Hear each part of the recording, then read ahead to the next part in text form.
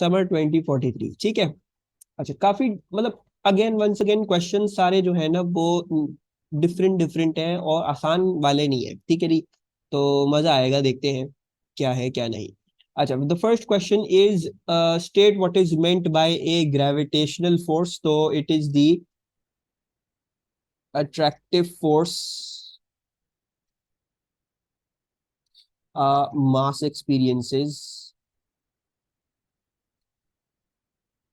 when placed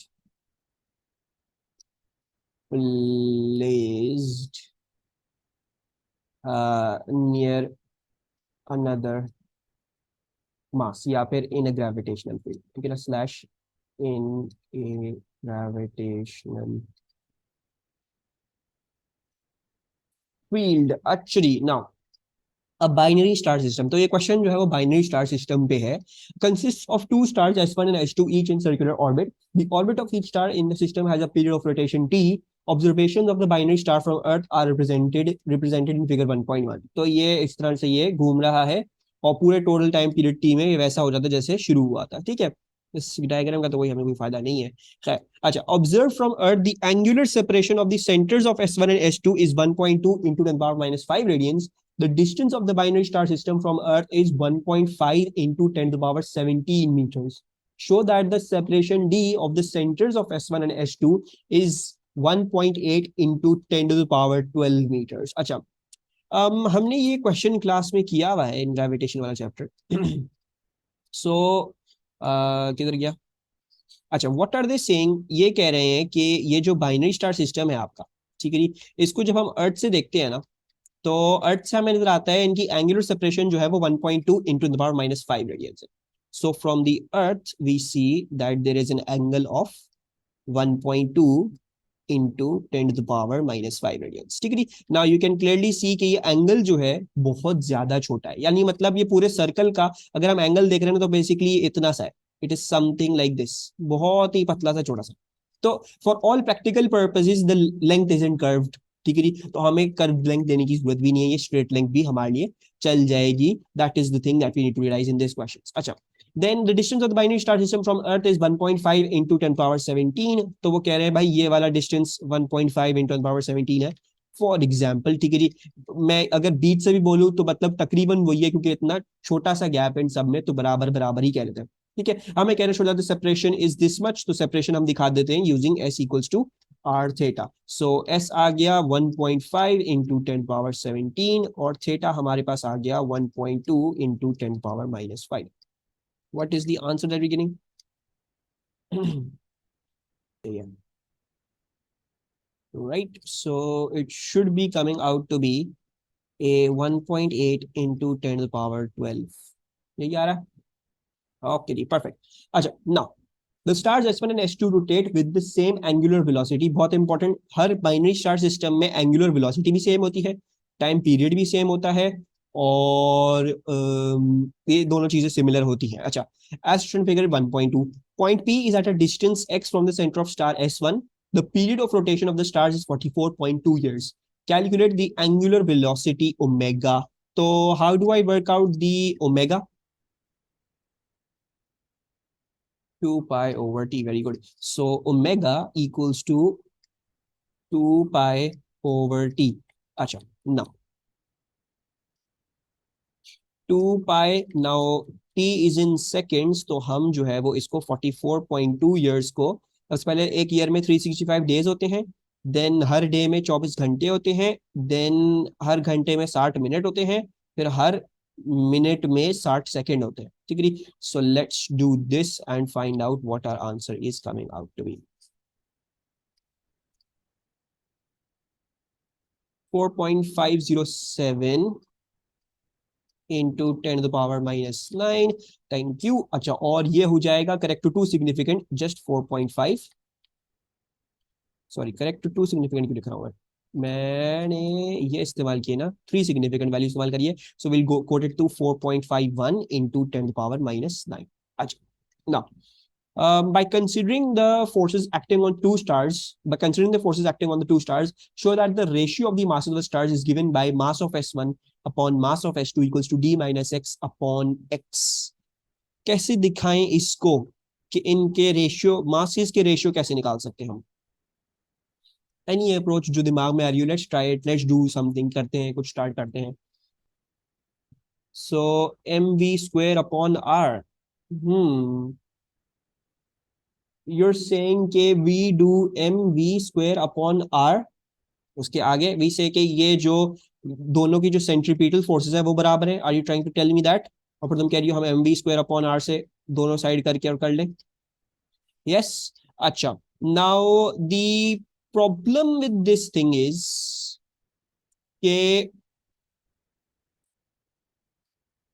अच्छा, if we say this ke fc equals to fc and then we open it this through mv² upon r equals to mv² upon r से, ठीक है जी. Problem क्या है? Let's say this was fc1 and this is fc2, मतलब दोनों बराबर ही हैं but it's of one star और स्टार टू. अच्छा, तो यानी इसमें मास 1 का जाएगा और जो है वेलोसिटी भी 1 की जाएगी एंड डिस्टेंस भी उसका फ्रॉम द कॉमन सेंटर, जो भी सर्कुलर मोशन कर रहे हैं उनका सेंटर से, वो r1 जाएगा. इसका m2, v2 और r2. ठीक है. अब प्रॉब्लम क्या है? If I want to take out for example m1 upon m2, तो मेरे पास ये आ रहा है v2² into r1 upon v1² into r2. So we are not getting that. कोई और तरीका? कैन वी रियलाइज ये क्या लिखा हुआ है? v1 v² into r1.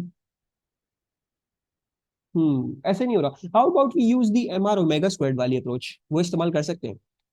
क्योंकि देखो basically the problem that's coming in is कि वी आर नॉट श्योर कि इन दोनों की जो टेंजेंशियल वेलोसिटी है वो सेम होगी. वैसे तो सेम होनी चाहिए, इट शुड बी सेम. ठीक है, आई बिलीव. चलो इस तरह से भी कर सकते हो, अज्यूमिंग कि दोनों की टेंजेंशियल वेलोसिटी सेम है, होनी भी चाहिए क्योंकि अगर लेकिन दोनों का रेडियस जो है ना, if you are saying, sorry, v equals to r, problem is दोनों का r from the centre same नहीं है ना. तो आई कांट बी श्योर कि दोनों की टेंजेंशियल वेलोसिटी सेम है. That's the thing. ठीक है, आई कांट बी श्योर कि दोनों की टेंजेंशियल वेलोसिटी सेम है. How about we use the approach जिसमें हमें 110% पता है कि वो सेम है. वी नो दैट दोनों एक ही सर्कुलर मोशन घूम रहे हैं, तो दोनों का एंगुलर वेलोसिटी सेम होगी. So how about I open this through using mr omega squared. ठीक है, maybe that will help us solve it. तो मैं कर रहा हूं m1 r1 omega 1 squared will equals to m2 r2 omega 2 squared. अच्छा, बात क्या है कि इसमें ओमेगा 1 और ओमेगा 2 करने की जरूरत नहीं है. दोनों एक ही सर्कुलर मोशन घूम रहे हैं, दोनों का टाइम पीरियड एक है, तो दोनों का उन्होंने खुद भी बताया हुआ है कि एंगुलर स्पीड भी एक ही आएगी. So I can cancel this out and then we can find out m1 upon m2 कि वो क्या आ रहा है. वो आ रहा है r2 अपॉन r1. ठीक है, and then let's see what's r1 and r2. हमें नजर आ रहा है कि x जो है वो s1 का था, यानी ये जो है वो r1 है, और r2 जो है वो क्या है? वो d में से अगर हम x निकाल देते हैं तो वो आएगा. सो लेट सी, यही बात है. यस, यही बात है. So d minus x upon x.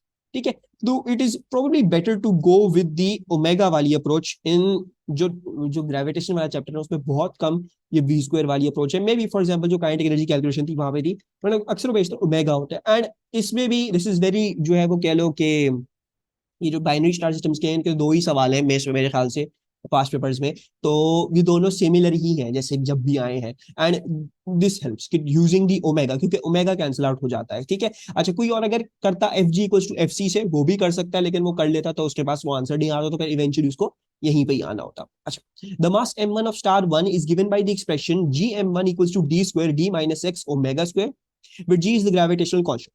The ratio in 2 is found to be 1.5, यानी ये बोल रहे हैं ये वाला रेशियो इज 1.5.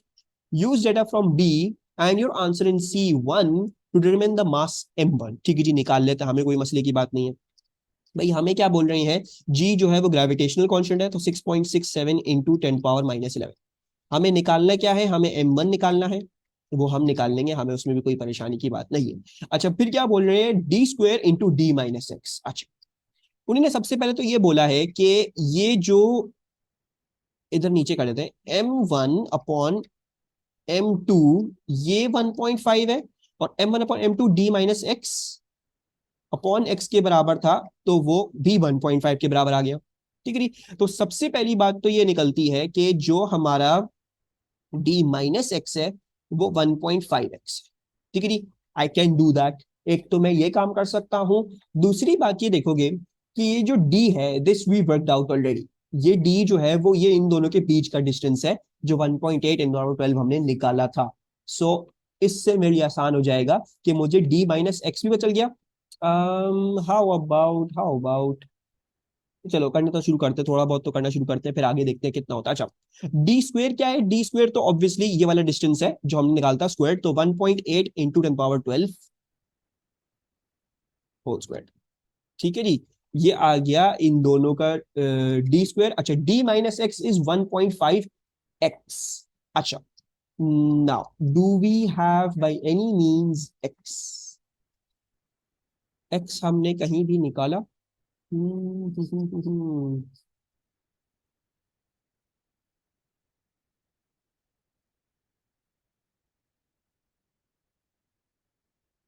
हाँ, I can work out X over here. एक काम कर लेते हैं कि वी कैन वर्क आउट के डी इक्वल्स टू, इसको उधर भेज देंगे तो ये हो जाएगा 1 + 1.5, तो हो जाएगा 2.5x। राइट, सो डी अगर 1.8 इंटू 10 पावर 12 है, ठीक है जी, 1.5 इंटू 10 पावर 12 है, और ये 2.5x है, so we can just work out x क्या आ रहा है। So it's 1.8 divide by 2.5, that is, yes, so 7.2 into 10 power 11। ठीक है जी, थैंक यू। अच्छा, अब यहाँ पे डाल देते हैं डी में से एक्स निकालना है, यानी 1.8 इंटू 10 पावर 12 में से मैंने निकालना है 7.2 इंटू 10 पावर 11, एंड देन इसमें हमने ओमेगा मल्टीप्लाई कर देना है फाइनली। ठीक है, थोड़ा सा ऊपर पुल अप कर रहा हूँ इन सब चीजों को। सो ओमेगा कितना था हमारा? हमारा था 4.51 into 10 power nine. So 4.51 into 10 power nine, and then this is whole squared। ठीक है जी, so let's work this out. ये सब मल्टीप्लाई करते हैं और उसको इधर डिवाइड में भेज देते हैं। So 1.8 on power 12 whole squared into 1.8 on power 12 minus 7.2 into power 11 into 4.51 into 10 power minus 9 whole squared divided by 6.67 into 10 to the power minus 11. So I am getting a 1.067 into 10 to the power 30. सबके पास यही आ रहा है। I am getting a mass m1 of 1.067 into 10 to the power 30, and let's round this off। हमें to significant value दी हुई थी 1.5, जो हमने इधर इस्तेमाल करी है। ठीक है जी, सो ऐसा करते हैं, इसको टू सिग्निफिकेंट ही लिख लेते हैं। Let's write this down to 1.1 into 10 power 30। ठीक है, any problem with this question? समझ में आया? एंड ये मैंने आंसर सही निकाला, आई बिलीव मैंने सही निकाला है। थोड़ी सी हो सकता है किसी और की कुछ और आ रही है, बट अराउंड अबाउट 1.06 1.07 तकरीबन इतनी आ रही है। ठीक है, आगे चले। I also increase my pace. मुझे लग रहा है मैं थोड़ा सा आज आहिस्ता पढ़ा रहा हूँ, मैं अब पेस बढ़ाता हूँ थोड़ी सी। Okay, state what is meant by the internal energy of a system. हम बहुत दफा देख चुके हैं definition. So it is the sum of microscopic kinetic and potential energies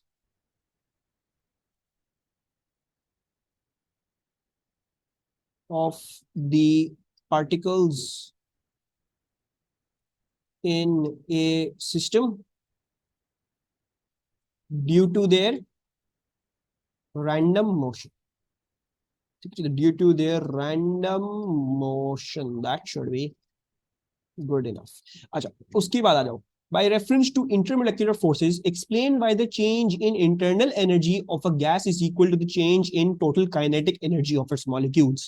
So ideal gases में जो change in internal energy होता है वो change in kinetic energy के बराबर क्यों आता है?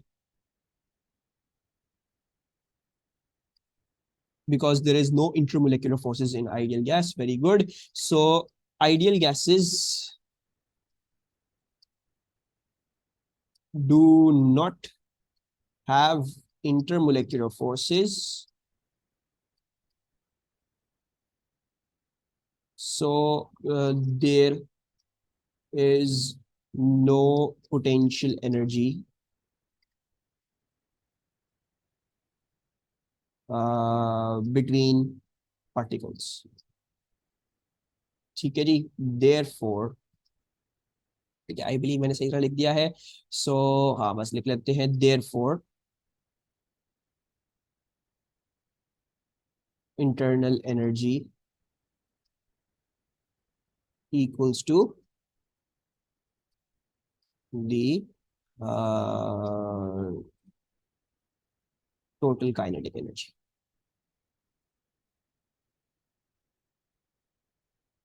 of molecules। अच्छा, फिर क्या बोलते हैं, state and explain the change if any in the internal energy of a solid metal ball as it falls under gravity in a vacuum. तो अगर एक मेटल बॉल गिर रही है इन वैक्यूम, तो will the internal energy change? There will be no change in internal energy as it only affects on the system of kinetic energy. I don't fully agree with the English over there. I do get your point, but इसमें most probably examiner इसमें से एक mark देता है क्योंकि English clear नहीं है what you're trying to say। ठीक है, so the examiner has given you like four different things. ठीक है जी, there is four different things that the examiner has written down. ठीक है जी, आप लोगों के लिए जो फोर डिफरेंट तरीके से उसने आंसर लिखे हैं। खैर, बहरहाल I am going to agree with Pradeep कि there is going to be no change in the potential internal energy of the system. There is no change, so no change in internal energy of the system. ठीक है जी। और जब भी हमें internal energy के किसी भी सिस्टम की एनर्जी, हम इसके अंदर दो बातें करें, काइनेटिक एनर्जी या पोटेंशियल एनर्जी की। So no change in internal energy as the metal. अच्छा, नाउ रिमेंबर, जो पोटेंशियल एनर्जीज थी, जो माइक्रोस्कोपिक पोटेंशियल एनर्जी थी, वो चेंज कब करती थी, राइट? जो पोटेंशियल एनर्जी का सम था वो कब बढ़ता था? जब कोई भी चीज कंप्रेस करती थी या स्ट्रेच करती थी, राइट? तो जब स्ट्रेच करती थी या कंप्रेस करती थी, देन आपके पास यू यूज टू, सॉरी क्या कर रहा हूं मैं, मैं पागल हो गया हूँ, wait. So no change internal energy, ठीक है जी। And let's define this through Q plus W. हम ऐसे डिफाइन कर लेते हैं क्योंकि हमें इससे ज्यादा आसानी हो जाएगी। So no change internal energy to W. W में कोई चेंज नहीं आएगा क्योंकि because, so no change over here. वो क्यों? वो इसलिए बिकॉज हमने एक्सपैंड या कंप्रेस किया ही नहीं है। So we did not expand slash compress. ठीक है। तो अगर हम एक्सपैंड या कंप्रेस करते तो फिर ये इसके साथ कुछ ना कुछ होता और फिर हमारे पास कुछ ना कुछ होता। ठीक है, इट्स सॉलिड मेटल बॉल। ठीक है, तो ये जैसी शेप में थी वैसी ही शेप में गिर रही होगी, कोई फर्क नहीं पड़ा। अच्छा, जहां तक क्यू की बात है, तो क्यू में शायद हो सकता है चेंज होता अगर ये एयर रेजिस्टेंस में गिर रही होती। एयर की वजह से गर्माहट प्रोड्यूस हो रही थी, तो जिस वजह से गर्म हो रही होती। लेकिन थिंग क्या है, व्हाट्स द थिंग, ये वैक्यूम में गिर रही है। तो once again you are not delivering any heat energy। ठीक है, so no change over here as well, no heat transfer। ठीक है, so these are the two reasons that we going to use and state कि हमारे पास जो है वो internal energy change नहीं करिए। So no change internal energy as the ball does not expand और कंप्रेस। यानी क्या बात हो गई? ये बात हो गई कि वर्क डन हमारा जीरो है and there is no transfer of heat to और फ्रॉम द बॉल। ठीक है, सो क्यू भी इक्वल्स टू जीरो है। So therefore delta u which equals to q plus w is also zero। ठीक है, but the examiner is given you a lot of things that you can write and जिसने जो accept किया है। ठीक है, सो सबसे पहले तो ऑब्वियसली आप ऊपर अभी कहाँ से चलते आते हैं, आप जो है वो काइनेटिक एनर्जी और पोटेंशियल एनर्जी लेके चलते आ। ठीक है, मुझे तो आसान लगता है कि मैंने आपसे बहुत सारे क्वेश्चंस इस तरीके से ही डिस्कस किए वाले जो चीजें थी। ठीक है, बहरहाल you would also state simply कि देखो भाई, काइनेटिक एनर्जी अंदर के मॉलिक्यूल्स की काइनेटिक एनर्जी इंक्रीज नहीं कर रही है। ठीक है, ना ही अंदर के मॉलिक्यूल्स की पोटेंशियल एनर्जी इंक्रीज कर रही है। ठीक है, so nothing happened with regards to the kinetic and the potential energies, so therefore your internal energy did not change। एक तो एग्जामिनर ने ये आंसर एक्सेप्ट किया है। अच्छा, फिर दूसरी बात एग्जामिनर ने क्या बोला है? दूसरी बात एग्जामिनर ने ये बोला है कि एग्जामिनर ने बोला कि भाई ये कोई कंप्रेशन नहीं हुई, ना ही कोई उसने हीट ट्रांसफर करी बॉल ने, तो उसकी वजह से जो हमने लिखा इंटरनल चेंज नहीं करती। एक एग्जामिनर ने ये आंसर दिया आप लोगों को। अच्छा, इसके अलावा एग्जामिनर ने ये भी लिखा है, I am just giving you the random examples that the examiner has given you. So no change of state. So potential energy of molecules unchanged. अच्छा एक second, no change of state, so potential energy of molecules unchanged. आपको पता है जब state change होती है, solids में terminal force बहुत स्ट्रांग होती हैं, लिक्विड्स में कम स्ट्रांग होती हैं, गैसेस में सबसे ज्यादा कम स्ट्रांग होती है। No temperature rise, so kinetic energy molecules unchanged, so internal energy no change. ठीक है, ये मतलब घुमा फिरा के वही बात है, थोड़े बहुत जो है वो सिमिलर है। तो ये है, ठीक है। बहरहाल ये जो लास्ट वाला है, ये वाला, ये चीज, ठीक है, दिस विल कंफ्यूज यू। ठीक है, इसमें एग्जामिनर ने बाहर की जो है वो कहानी का कुछ बता दिया। ठीक है, सो आई एम रिमूविंग दिस। ये भी सही है, वैलिड है, एग्जामिनर ने करा हुआ है, लेकिन this is not correct with regards to, क्योंकि हम अंदर की कहानी वो वाले सीजन में नहीं आते। ठीक है, any problems with this question? ये भी कर लेंगे हम। Happy with this question? आगे चले। अच्छा, अब आ जाओ यहाँ पे। Okay, now the piston in the cylinder of a car engine moves in the cylinder with a simple harmonic motion. The piston moves between a position of maximum height to the cylinder to a position of minimum height as listed in figure 3.1. ठीक है जी, तो ये maximum height है इसकी, ये इसकी minimum height है। ठीक है, the distance moved by the piston between the positions shown in figure 3.1 is 9.8 centimeter. The mass of the piston is 640 grams. At one particular speed of the engine, the piston completes 2700 oscillations in 1 minute. ठीक है, तो कोई particular speed है engine की जिसमें 2700 oscillations हो रही हैं 1 मिनट में। For the oscillations of the piston in the cylinder, determine the amplitude. तो what do you think is the amplitude? This was the maximum, this was the minimum. So amplitude कैसे निकालेंगे इससे? अगर ये मैक्सिमम था तो यानी इसका मतलब ये एम्पलीट्यूड पे था, ये अगर मिनिमम है तो ये माइनस एम्पलीट्यूड पे आ चुका है, राइट। तो ये मतलब पूरा वेव का जो टॉप से बॉटम पूरी वेव वो दी हुई है आपको, तो आपका कहना है आपको आधा लेना पड़ेगा, राइट। सो विल टेक 9.8 का आधा। अगर हम 9.8 का आधा लेंगे तो वो आएगा 4.9 सेंटीमीटर्स। ठीक है, समझ में आया? Any problems? Are we clear with this part? अच्छा, फिर क्या पूछ रहे हैं? The frequency. तो can we work out the frequency? Maybe particularly this line might be important to us. 2700 oscillation होती हैं 1 मिनट में, तो can we use this to our advantage? Quite. अच्छा, तो फ्रीक्वेंसी जो होती है, यू ऑल नो कि उसका फॉर्मूला क्या है? उसका फॉर्मूला है 1 अपॉन टाइम पीरियड। ठीक है जी, 1 अपॉन टाइम पीरियड का क्या मतलब है? ये है कि एक वेव को कंप्लीट होने में कितना टाइम लगा, ये वो वाला फॉर्मूला है जिसमें एक वेव को कंप्लीट होने में कितना टाइम लगा। तो हमने 1 अपॉन टाइम पीरियड, हमारी फ्रीक्वेंसी आ जाती है।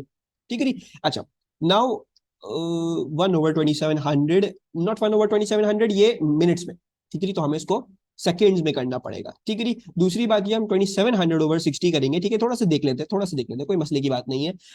देर सेइंग कि भाई 2700 ऑसिलेशंस हो रही हैं 60 सेकेंड्स में।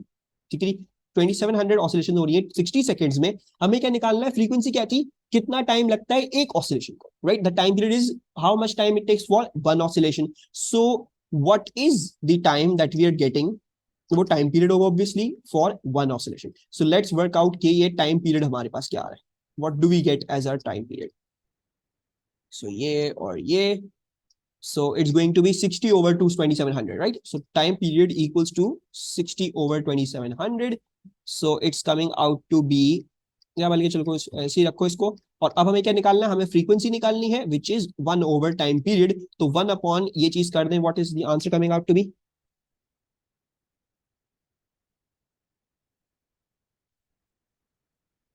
45। परफेक्ट, ठीक है जी। अच्छा, now this is one way.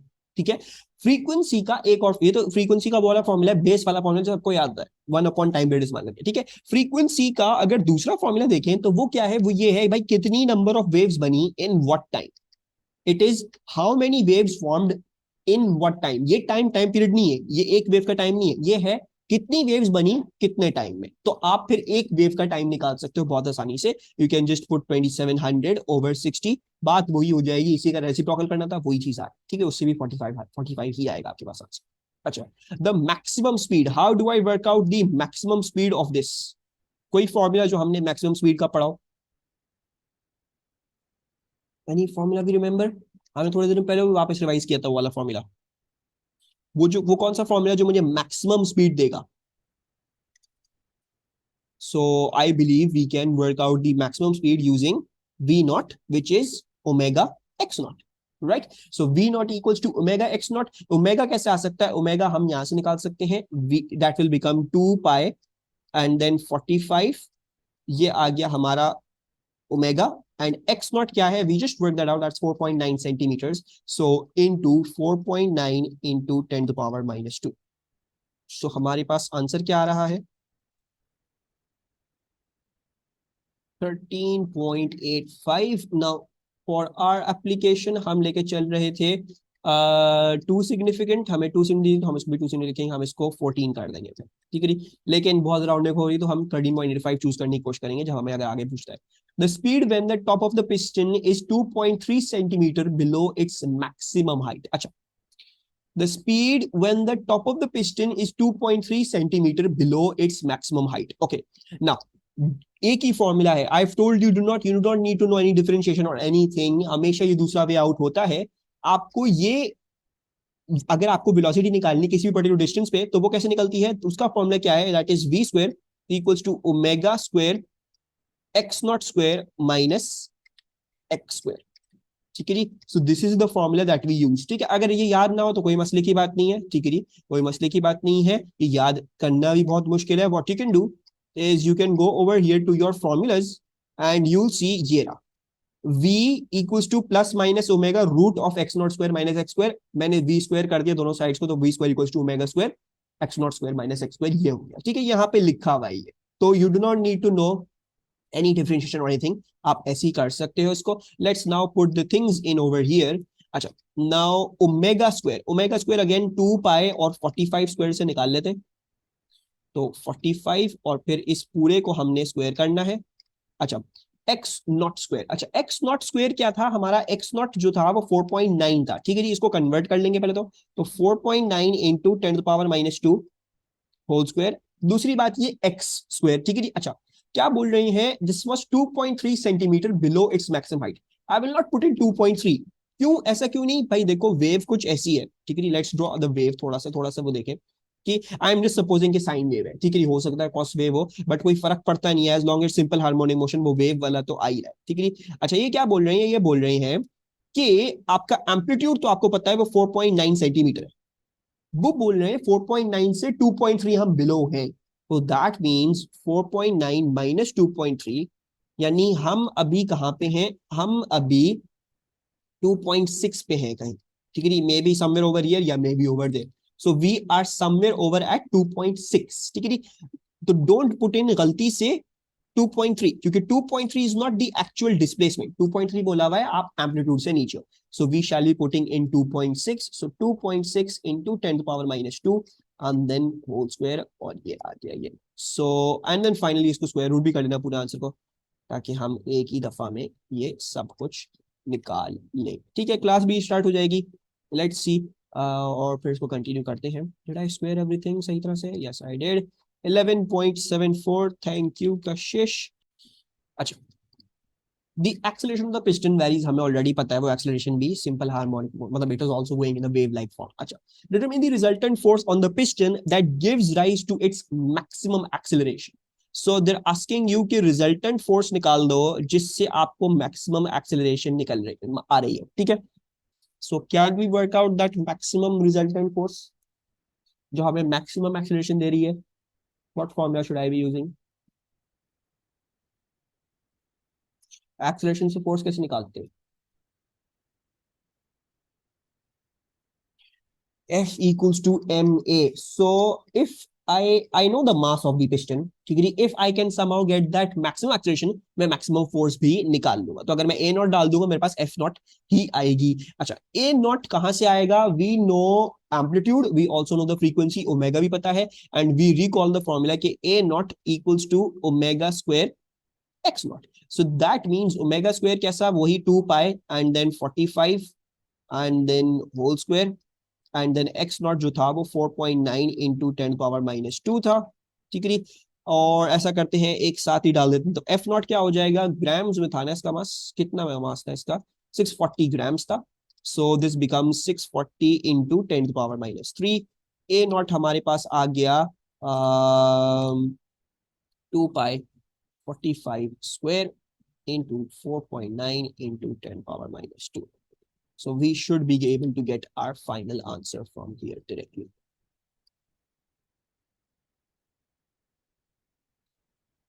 Two five zero seven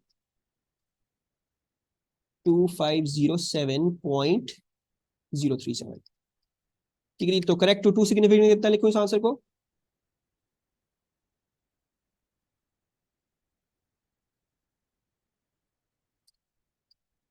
2500, perfect. So 2500.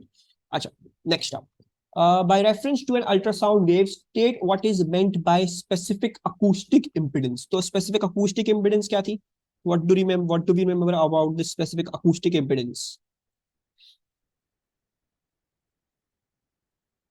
It is the product of density into the speed of light, not into the speed of light. It is the product of the density of the medium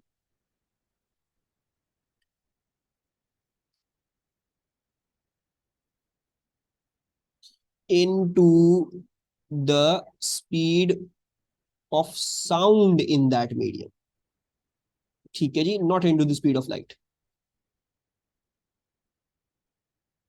actually better check the definition भैया।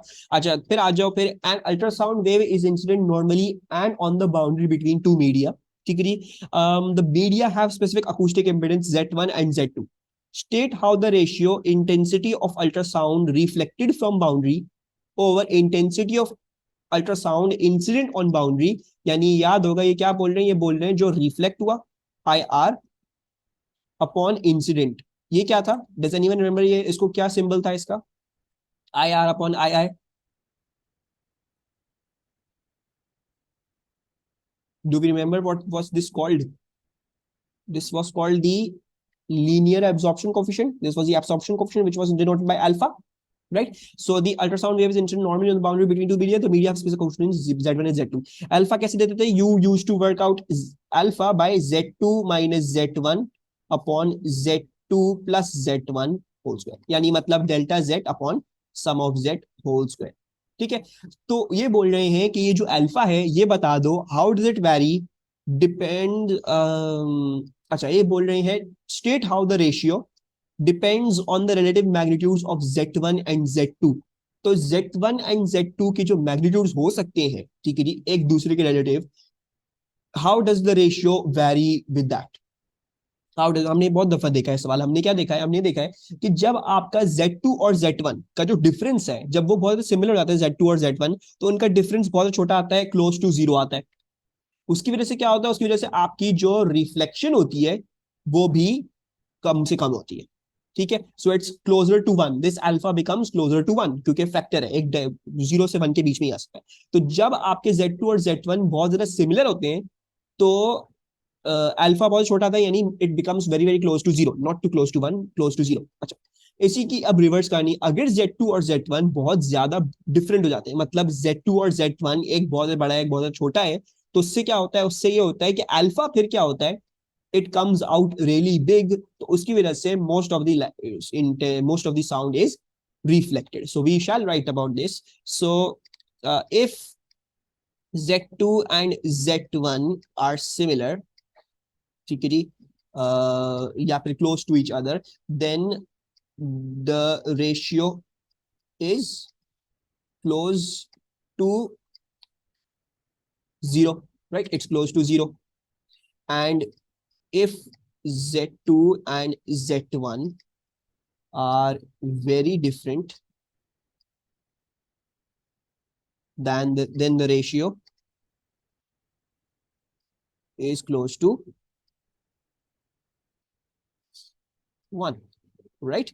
So this is what we need to write. Acha, state what is meant by the attenuation of an ultrasound wave. What is meant by the attenuation of an ultrasound wave? No idea. Acha, so attenuation जो थी, state what is meant by the attenuation of a sound wave. आ गया. It is coefficient of absorption into the medium. No, it's not that. That's not that. State what is meant by the attenuation of a ultrasound wave. It is the gradual loss of. अच्छा, energy भी लिख सकते हो, power भी लिख सकते हो, intensity भी लिख सकते हो.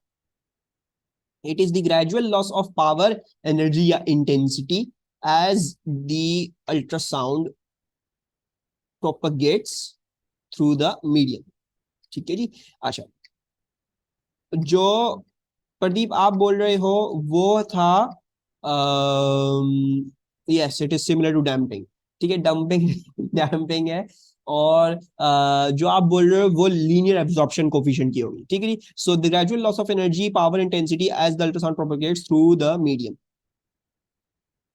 Actually, a parallel beam of ultrasound is passing through a medium. The incident intensity I naught is reduced to 0.35 I naught on passing through a thickness of 0.046 of the medium. Calculate the linear attenuation coefficient of the ultrasound beam in the medium. ज्यादा physics पढ़ने का असर है. तो how do we work out the linear absorption attenuation coefficient, absorption coefficient, वही चीज आ गई. तो उन्होंने बोला हुआ है I not, incident intensity I not थी, बोला हुआ है फाइनल इंटेंसिटी 0.35 आई नॉट है, और डिस्टेंस बताया हुआ जितना हमने ट्रैवल किया है उस मीडियम में. Can we work out the mu? किस चीज से वर्कआउट करेंगे म्यू को? म्यू कहाँ आता है? एक ही जगह आता है पूरे मेडिकल फिजिक्स में. It comes in the decay equation. So I equals to I naught E minus mu x, right? अच्छा, I क्या था? I in जो हमारी जो फाइनल इंटेंसिटी है that is 0.35 I naught. So 0.35 I naught हमारी initial जो थी वो I naught थी. E की पावर माइनस म्यू तो हमें पता नहीं है, x हमें पता है that is 0.046. अच्छा, ना लेट्स स्टार्ट सॉल्विंग दिस. अच्छा, आई नॉट उड़ा देते हैं और कर देते हैं ln दोनों साइड्स पे. So ln this and then ln this. ठीक है जी. अच्छा, जब ये करते हैं तो हमें पता चलता है कि ln 0.35 विल इक्वल्स टू, ये दोनों बाहर आ जाएंगे, यानी ये हो जाएगा म्यू माइनस 0.046. तो आई बिलीव म्यू अब हम निकाल सकते हैं बाय कैलकुलेटिंग 0.35 अपॉन माइनस 0.046. क्या आ रहा है हमारे पास mu? What's the mu coming out to be? 22.82. 22.82 and then कितना लिखेंगे हम इसको? हमें दो सिग्निफिकेंट ये वाली, दो सिग्निफिकेंट ये दी हुई थी, तो I believe we should be writing this to a two significant, that becomes 23 है पर मीटर इसका. ठीक है जी. अच्छा, आगे चलो. State one similarity and one difference between the fields of force produced by an isolated point charge and by an isolated point mass. तो डिफरेंस और सिमिलैरिटी क्या है? ग्रेविटेशनल फील्ड में पॉइंट मास की और इलेक्ट्रिक फील्ड में की point charge की. What is the similarity and what's the difference between these two fields for point, जो भी पॉइंट चीज होंगी? They both have null point? No, ऐसा कुछ नहीं है. They might have null points. ठीक है जी.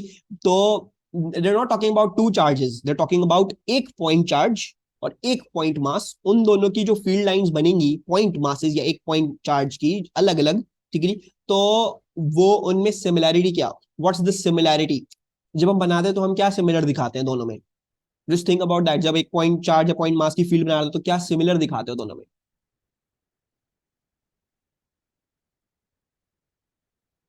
What do we draw as similar? Distance, their field lines are parallel and radial. They're not parallel. ठीक है जी, they're not parallel, they are radial. ठीक है, parallel का लफ्ज इस्तेमाल नहीं करेंगे, parallel जो है वो उसमें है, यूनिफॉर्म में. ठीक है, ये पॉइंट चार्जेस हैं. So similarity is that the field lines are radial. The field lines are radial. ठीक है, रेडियल से क्या मतलब? रेडियल से मतलब ये हो गया कि अगर ये चार्ज है और अगर ये मास है तो इन दोनों में से जो फील्ड लाइनें बनाते थे वो हमेशा यूं ही थी. चाहे एरो जो भी लगाएं, ठीक है, लेकिन लेकिन लेकिन they all use to be radially directed somewhere, ठीक है। अच्छा, फिर अब डिफरेंस क्या लिख सकते हैं, what can I state as the difference, any ideas? एक मास की फील्ड कैसे होती है, हमेशा उसके अंदर होगी because it's always attractive, right. हमेशा एक पॉइंट मास की field is always inwards because it's always attractive, वो कभी रिपेल नहीं करता मास। लेकिन एक चार्ज की अंदर की तरफ भी हो सकती है और बाहर की तरफ भी हो सकती है, may be it might attract, may be it might repel. So let's write this difference down. For a point mass,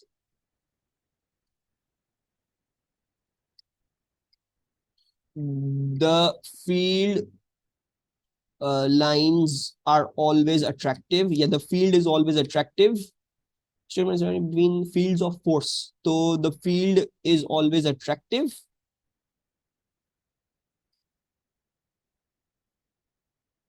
or for a point charge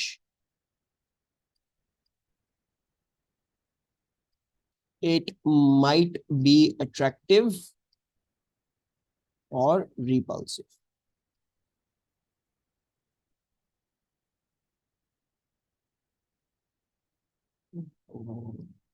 Repulsive. Pradeep, point, ये जो डेफिनेशन जो मिक्सअप हो रही है ना सारी, you are correct, you make it with reference of a unit positive charge. The field lines जो electric के इलेक्ट्रिक वो इलेक्ट्रिक स्टैटिक इलेक्ट्रिक्स है, जो भी है स्टैटिक इलेक्ट्रिक वाला चैप्टर है, उसमें जो फील्ड लाइंस बनती हैं they're they're made using a unit positive charge.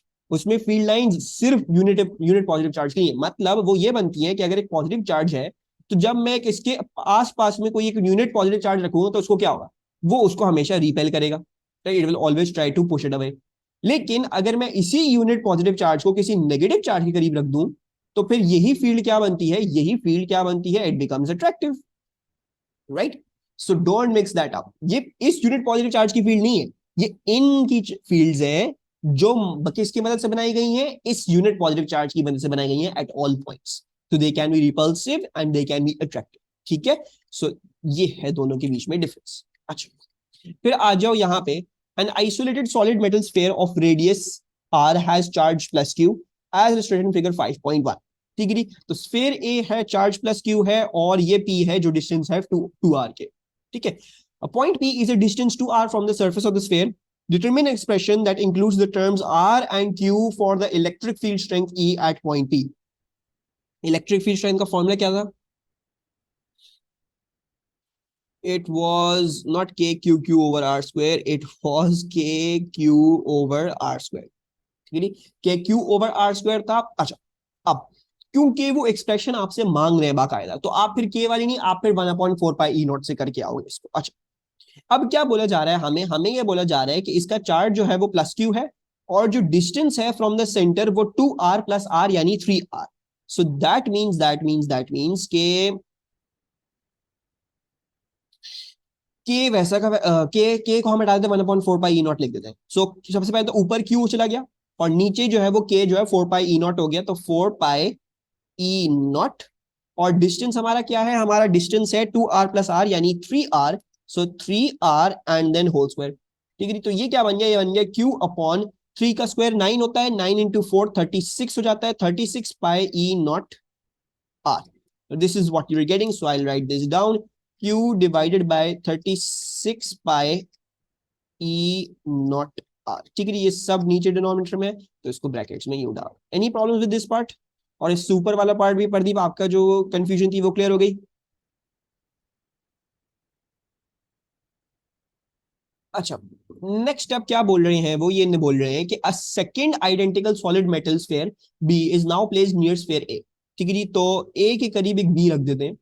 The centers of the spheres are separated by a distance of 6r as shown in figure 5.2। तो 6r से सेपरेटेड है, एक माइनस क्यू का है, एक प्लस क्यू का है, ठीक है जी। Explain why the magnitude of the electric field strength at P, यानी जो रिजल्टेंट इलेक्ट्रिक फील्ड स्ट्रेंथ होगी at P is given by the sums of the magnitudes of the field strength due to each pair. तो ये बोल रहे हैं कि यहाँ पे जो नेट इलेक्ट्रिक फील्ड स्ट्रेंथ है, वाई इज इट द, ऐसे क्यों दी जाती है कि इसकी इलेक्ट्रिक फील्ड स्ट्रेंथ यहाँ पे जो है वो प्लस कर दो, इसकी इलेक्ट्रिक फील्ड स्ट्रेंथ जो यहाँ पे आ रही है, why is it simple addition,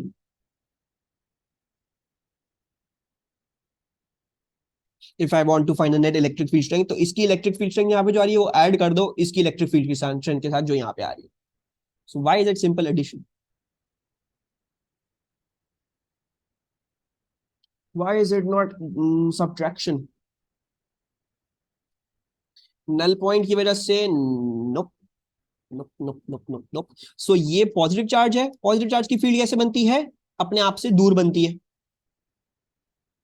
right. Electric field strength की बात कर रहे हैं जो वेक्टर क्वांटिटी है. ठीक है, ये याद रख लो. पहले सबसे पहले इलेक्ट्रिक फील्ड स्ट्रेंथ जो है वो वेक्टर क्वांटिटी है. पोटेंशियल होता है तो पोटेंशियल चार्ज के बेसिस पर होता है. अगर माइनस चार्ज है तो फिर माइनस पोटेंशियल, पॉजिटिव चार्ज है तो उसका पॉजिटिव पोटेंशियल. उसमें तो हम फिर देखते हैं, अगर पॉजिटिव पॉजिटिव चार्ज है तो ऐड कर दो, नेगेटिव नेगेटिव चार्ज है तो नेगेटिव नेगेटिव चार्ज दो. अगर पॉजिटिव नेगेटिव होता है तो सब्ट्रैक्शन ही होती है, चाहे जो भी कर लो. Electric field strength vector quantity है. पॉजिटिव चार्ज की अपने आप से दूर होती है, नेगेटिव चार्ज की अपने अंदर होती है. तो नजर आ रहा होगा कि इसकी इलेक्ट्रिक फील्ड स्ट्रेंथ और इसकी जो इलेक्ट्रिक फील्ड स्ट्रेंथ है दोनों इन द सेम डायरेक्शन है. और जब vectors in the same direction होते हैं तो we can simply easily add them. अगर ये उल्टा होता तो फिर इसकी इलेक्ट्रिक फील्ड स्ट्रेंथ में से सब्ट्रैक्ट करना पड़ता. ठीक है, अलजेब्रिक सम लेना पड़ता. अलजेब्रिक सम और सम में फर्क है. अलजेब्रिक सम का मतलब है प्लस का साइन है, हो सकता है वो माइनस करना पड़ जाए based on what the quantities are. Sum का मतलब बाकायदा सम मतलब प्लस ही करना है. ठीक है जी. So because this is electric field strength is a vector quantity and both of their fields are in the same direction, therefore it's given by the sum. So let's write this down. So as electric field strength, E बोला मैंने पूरा पूरा लिखा हुआ है. मैंने पूरा पूरा लिखा हुआ है. As electric field strength is a vector quantity and the electric field strength of both spheres is in same direction. फिर उसके बाद क्या बोल रहे हैं? The electric field strength at point P due to the charged metal spheres is not in practice equal to 2e. There E is the electric field strength determined in V. ठीक है, मतलब ये बोल रहे हैं यार ये चार्ज प्लस क्यू था, ये चार्ज माइनस क्यू था, ये P दोनों के बीच में सेंटर में, यानी इधर से 3r उधर से भी 3r. ठीक है. अब हम तो ये बोल रहे हैं, हम ये बोल रहे हैं, हमने हमेशा ये किया है कि हमने इसकी इलेक्ट्रिक फील्ड स्ट्रेंथ देखी यहाँ पे क्या थी, हमने इसकी इलेक्ट्रिक फील्ड ग्राफ याद करो, जब ग्राफ बना दो तो दोनों की इलेक्ट्रिक फील्ड स्ट्रेंथ और खुद ही एडिशन सब्ट्रैक्शन करते हुए जो ग्राफ बना था बनता था. राइट. तो हम तो ऐसे ही ना देते और हम मानते हुए ये होना यही चाहिए. ठीक है, लेकिन हकीकत में असली दुनिया में ऐसा नहीं होता कि यहाँ पे जो इसकी इलेक्ट्रिक फील्ड स्ट्रेंथ है it is not as simple कि यहाँ पे दोनों की ऐड कर दो मतलब 2 के करीब करीब आती है. ऐसा नहीं है, वो ऐसा मतलब नहीं है, गलत बिल्कुल है. मतलब 2 के करीब करीब आने में 1.96 ई आ रही होगी, 1.95 ही आ रही होगी, 1.9 ही आ रही होगी, लेकिन कभी एग्जैक्टली 2 ई नहीं आएगी. एग्जैक्टली 2 ई कब आती? जब आप क्या कहते, जब आप जो है ये बिल्कुल 110% पॉइंट चार्जेस होते तब आते. ठीक है. So most probably they are not behaving as point charges अब. और सेंस भी बन रहा है भाई, maybe they are not behaving as point charges anymore. क्योंकि देखो ये अगर एक पॉजिटिव चार्ज है और ये अगर एक नेगेटिव चार्ज है तो वैसे तो हम अज्यूम कर रहे हैं पॉजिटिव चार्ज इसका बीच में है, लेकिन इस नेगेटिव चार्ज की वजह से डिस्टॉर्ट होगा इसका पॉजिटिव चार्ज यहाँ पे इधर इस साइड पे अक्यूमुलेट होना चाहेगा क्योंकि वो अट्रैक्ट करना चाहता है. राइट. और इसका जो नेगेटिव है वो यहाँ पे ज्यादा अक्यूमुलेट होना शुरू हो जाएगा.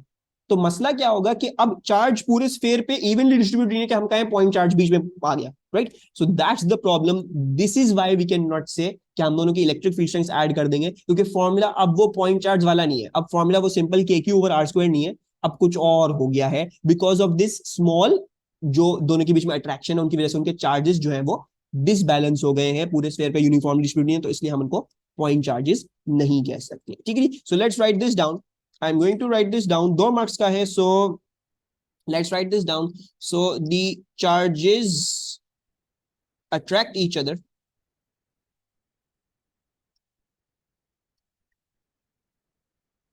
and distort the charges on each other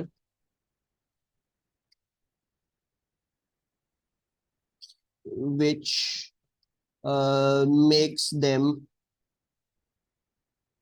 no longer behave as point charges. ठीक है जी. बड़ा इंपॉर्टेंट है इसको समझना कि सिर्फ पॉइंट चार्जेस का फॉर्मूला के क्यू ओवर आर स्क्वायर पता भी होगा, क्योंकि हम यूनिफॉर्म इलेक्ट्रिक फील्ड स्ट्रेंथ तो हम के क्यू ओवर आर स्क्वायर नहीं इस्तेमाल करते, हम वी ओवर डी इस्तेमाल करते हैं। तो it depends on what kind of field you are in, उस पे कौन सा फॉर्मूला लगता है। तो K Q over R square is not the generalized पूरी दुनिया का formula, it's only for point charges. तो अगर कोई चीज पॉइंट चार्ज नहीं होगी तो फिर उसमें वो फॉर्मूला नहीं अप्लाई होगा। एनी प्रॉब्लम दिस क्वेश्चन, समझ में आया? Are we clear with this? जी रिकॉर्ड। अच्छा, define the tesla, very important. The tesla लिखा हुआ है, इन्होंने डिफाइन मैग्नेटिक फील्ड स्ट्रेंथ नहीं लिखा है, तो द टेस्ला ही डिफाइन करके आएंगे। अच्छा, द टेस्ला क्या होगा? आपको पता है F equals to B I L, ठीक है जी। तो B क्या होता है? B हो जाएगा F ओवर आई एल, ठीक है जी। अब हमने सब कुछ जो है वो यूनिट्स में डिस्कस करना है, और द टेस्ला बोला यानी एक टेस्ला के बारे में बात करते हैं। अच्छा, सो एक टेस्ला की बात करते हैं। अच्छा, so the Tesla is defined as having 1 Newton of force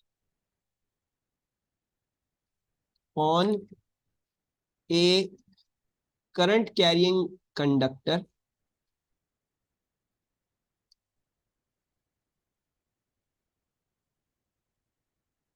carrying 1 ampere of current and having a length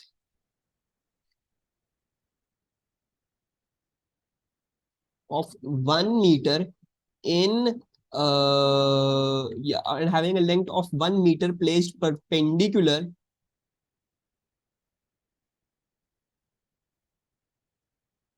in a magnetic field.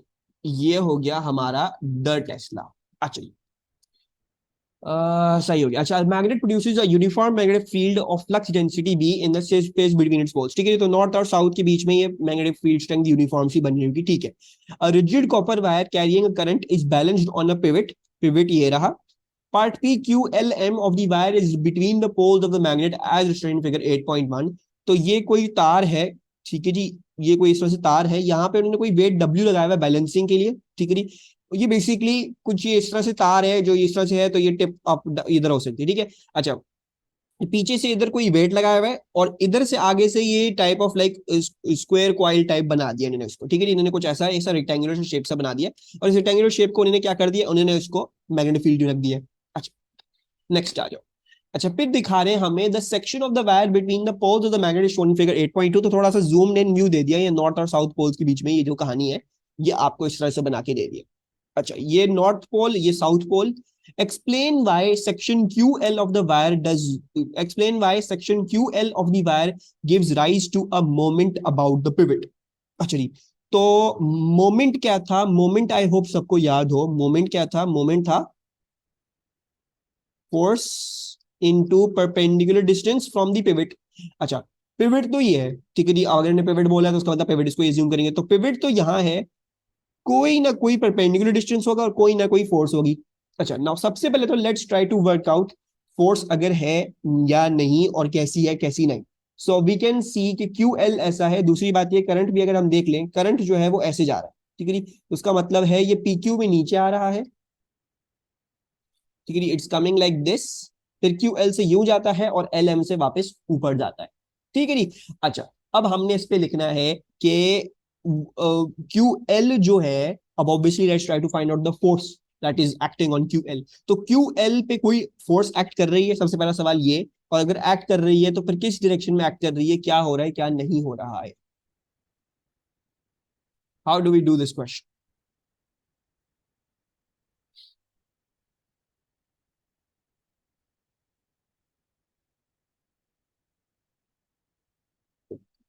अच्छा, so yes, there will be a force acting q because this is the current carrying conductor placed in a magnetic field। ये magnetic field में रखा हुआ है current carrying conductor, it will be experiencing a force। अच्छा, अब वो force देख लेते हैं, वो force क्या है, ठीक है जी।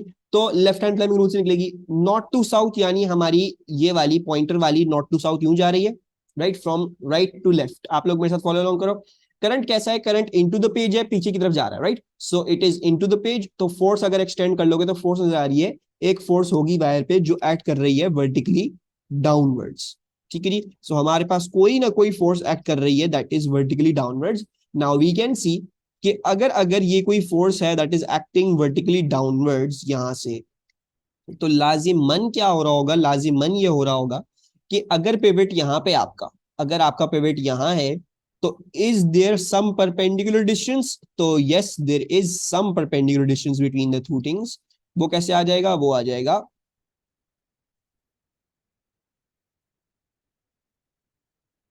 ऐसे। अगर हम ये निकाल लेंगे, ये डिस्टेंस क्या है, ये परपेंडिकुलर डिस्टेंस, ठीक है। वो ऊपर लिखा हुआ 5.6 सेंटीमीटर, वो डिस्टेंस ये आ रहा है। वेरी गुड हो गया, ठीक है। So let's write down our answer now. अच्छा, so section Q L gives, so there is a current in section QL and it is perpendicular to the magnetic field.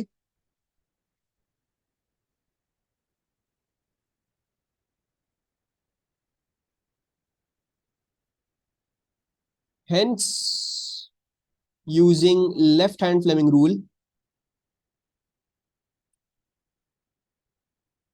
या फ्लेमिंग्स लिखते हैं, Fleming नहीं, Fleming's rule, a downward force acts on it। ठीक है जी। इस force का 5.6 centimetre का perpendicular distance है from the pivot, so therefore it produces a moment। So this force has a perpendicular distance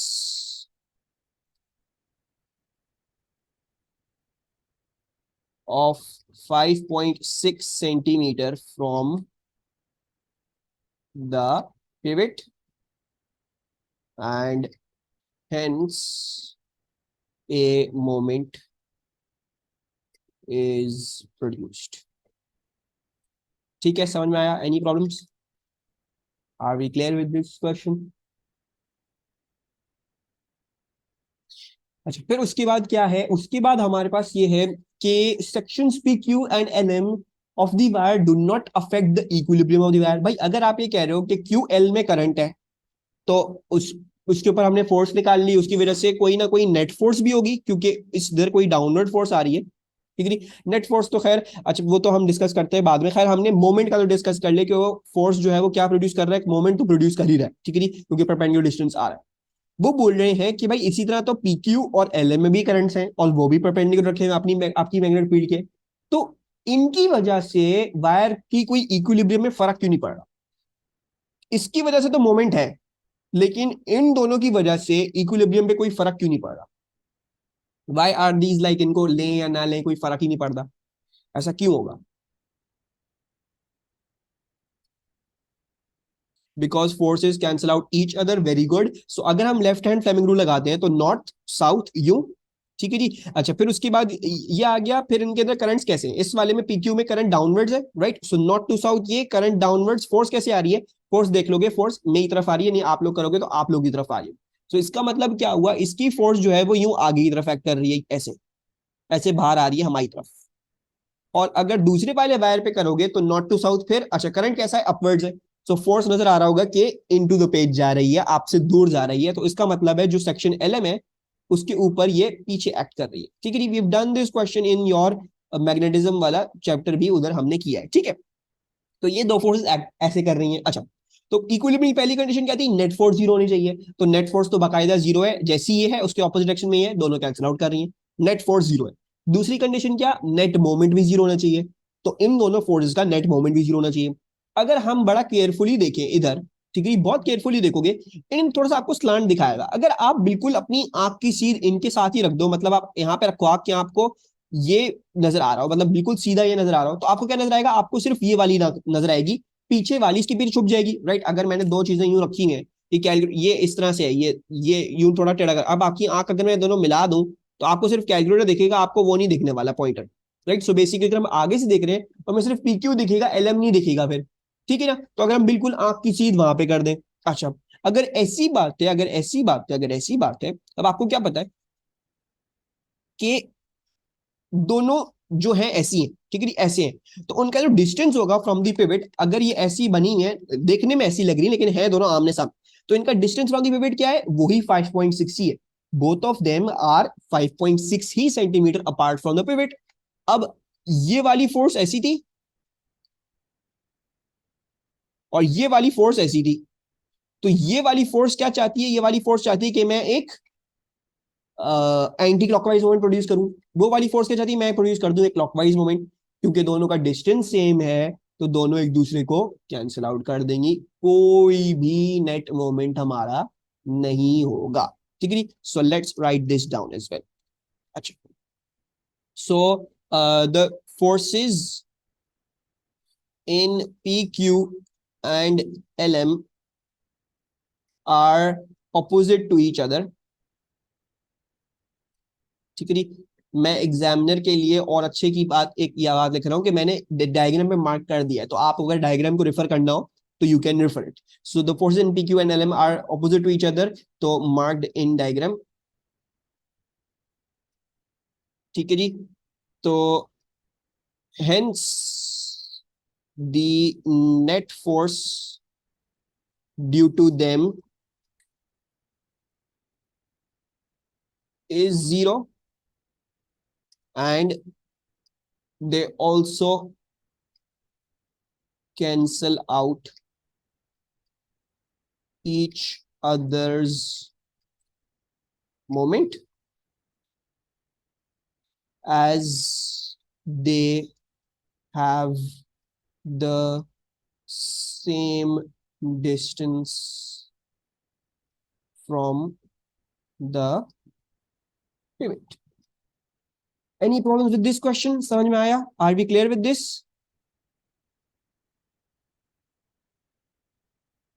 ठीक है, आगे चले।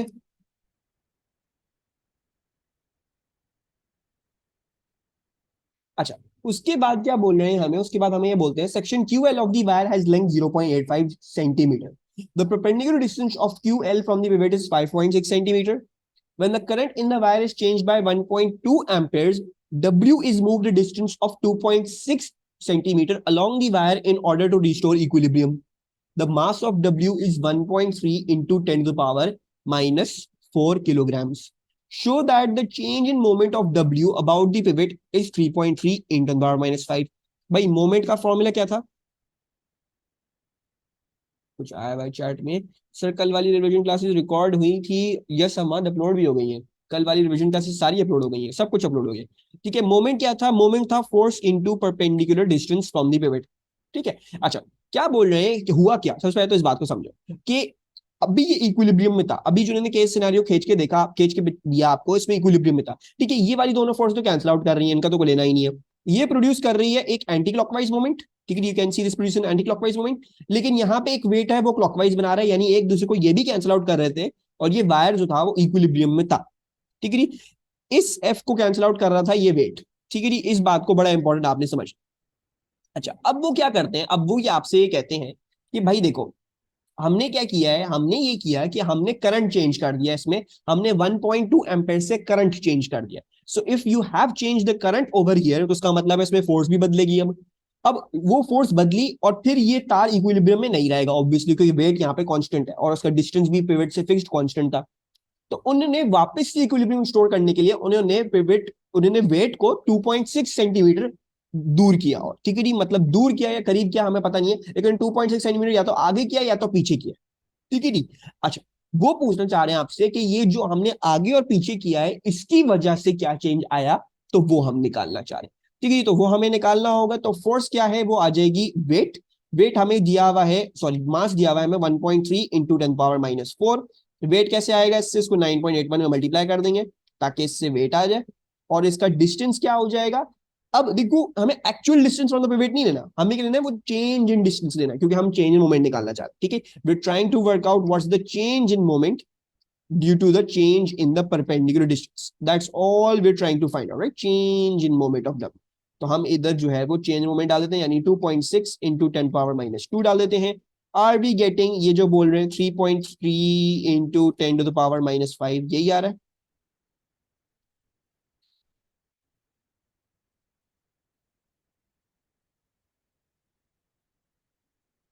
अच्छा, फिर क्या बोलते हैं हमें, use the information in one to determine the magnetic flux density between the poles of the magnet. अच्छा नाउ इस बात को बड़ा इंपॉर्टेंट समझना है भाई। देखो, अगर आप ने करंट को चेंज किया, आपने फिर बैलेंस कर लिया, आपने फिर दोबारा से बैलेंस कर लिया, तो जो डब्ल्यू की वजह से चेंज इन मोमेंट आया था, ठीक है, वो वही चेंज इन मोमेंट के बराबर होगा जो उस एफ में आया उस करंट की वजह से, राइट। जो डब्ल्यू को एडजस्ट करके हम चेंज इन मोमेंट लेके आए हैं, या इंक्रीज क्या होगा डिक्रीज क्या होगा वट एवर भी किया है उस चेंज इन मोमेंट में, तो बेसिकली उतना ही होगा जितना एफ के साथ चेंज आया होगा, उस वाली फोर्स का चेंज मोमेंट आया होगा, राइट। बिकॉज इवेंचुअली हमने बैलेंस करना है, तो दोनों बराबर ही होने चाहिए ताकि वो बैलेंस आउट कर दे।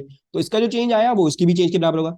यानी ये जो चेंज इन मोमेंट है, ये अगर फॉर एग्जांपल समझो ये वो क्लॉकवाइज वाला मोमेंट का चेंज है, तो एंटी क्लॉकवाइज वाला भी इतनी ही मोमेंट से चेंज किया होगा, राइट। अच्छा, अब ये वाला जो मोमेंट कैसे आएगा, ये वाला आएगा एफ इंटू ये इसका perpendicular distance from the pivot, ठीक है जी। सर सिग्निफिकेंट फिगर्स किस क्वेश्चन में कितने तक करना है वो कैसे पता लगेगा, वो मैं वीडियो भेजूंगा व्हाट्सएप पे, आई टेल यू, वो उसमें से देख के फिर समझ जाना। अच्छा, तो अब और मैं समझा भी रहा हूँ, भी क्वेश्चन कर रहे होते हैं तो देख लेना। अच्छा, तो हमें हमें क्या पता है, हमें पता है भाई जो चेंज इन मोमेंट हमारा आया है एंटी क्लॉकवाइज में, वही होगा चेंज इन मोमेंट क्लॉकवाइज का, क्योंकि हमें अभी भी क्या रखना है, हमें अभी भी इक्विलिब्रियम रखना है। क्लॉकवाइज का चेंज मोमेंट आया 3.3 इंटू 10⁻⁻5। एंटी क्लॉकवाइज को थोड़ा सा और खोल के लिख देते हैं। अच्छा, एंटी क्लॉकवाइज का मोमेंट चेंज कैसे आएगा, इस एफ इंटू दिस 5.6। अच्छा, अब ये एफ क्या है, क्योंकि ये मैग्नेटिक फील्ड में है किसी, तो I can write this as BIL, ठीक है जी। तो मैं इसको BIL के थ्रू खोल रहा हूं, so BIL into the perpendicular distance from the weight, और वो आ रहा है 5.6 सेंटीमीटर, ठीक है ना। इसको कैसे करते हैं, perpendicular distance from the weight. अच्छा, बात यहां पे ध्यान में रहे कि देखो चेंज इन मोमेंट निकालना, तो परपेंडिकुलर डिस्टेंस में कोई चेंज नहीं किया था, ना ही हमने लेंथ में कोई चेंज किया था। हमने चेंज किस में किया था, हमने करंट में चेंज किया था, so there was a delta current, ठीक है जी। अच्छा, अब बी क्या है, बी हमें निकालना है, वो एग्जाम उसने पूछा है डेल्टा करंट क्या था। करंट उसने कहा था हमने चेंज किया है, डेल्टा करंट किया है 1.2 amperes, we change the current by 1.2, तो वो आ गया। लेंथ ऑफ दी वायर क्या थी, वो थी 0.85 centimetre in the magnetic field, so 0.85 into 10⁻⁻2। Perpendicular distance from the pivot क्या था, वो था I believe 5.6 centimetre, so 5.6 into 10⁻⁻2 ये आ गया। और ये किस चीज के बराबर है, ये बराबर होगा 3.3 इंटू 10⁻⁻5 के। So what is the magnetic field strength working out to B.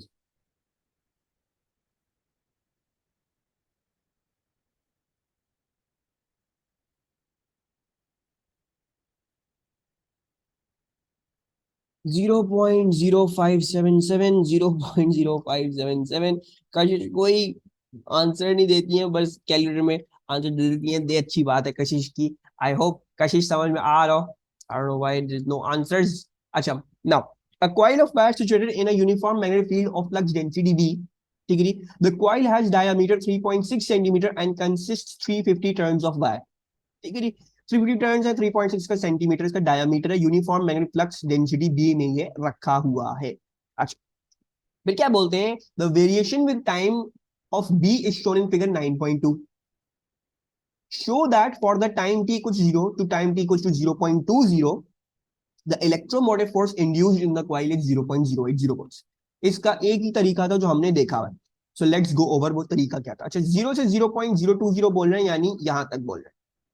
अच्छा, यहाँ पे आ क्या रही है ये भी देख लेते हैं, ये आ रही है आई बिलीव 45 मिली टेस्ला। अच्छा, नाउ ईएमएफ कैसे निकलता है, ईएमएफ का एक ही फॉर्मूला है एंड दैट इज -d∅/dt।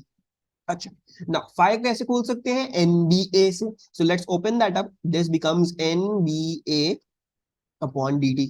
अच्छा, जो एन नंबर ऑफ टर्न्स है वो कांस्टेंट है, जो एरिया होगा कॉइल का वो भी कांस्टेंट है, वो तो चेंज नहीं करने वाला। तो ऐसा करते हैं डिफरेंशियल से इन दोनों को बाहर खींच लेते हैं, सो एन और ए को बाहर खींच लिया, सो -dB/dt।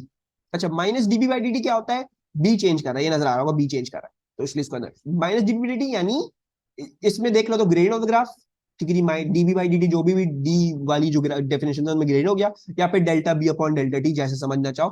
I am going to let it remain as dB/dt, ठीक है। अच्छा, यानी इसका मतलब क्या हुआ, मुझे ग्रेडियंट ग्राफ चाहिए फ्रॉम 0 टू 0.2, वो इधर डालूंगा नेगेटिव में और एन और ए मल्टीप्लाई कर दूंगा, मेरे पास ईएमएफ आ जाएगा, सो लेट्स डू दैट। अच्छा, सो एन कितना था हमारा, हमारा एन जो था वो था 350 turns, so let's put that in, that is 350।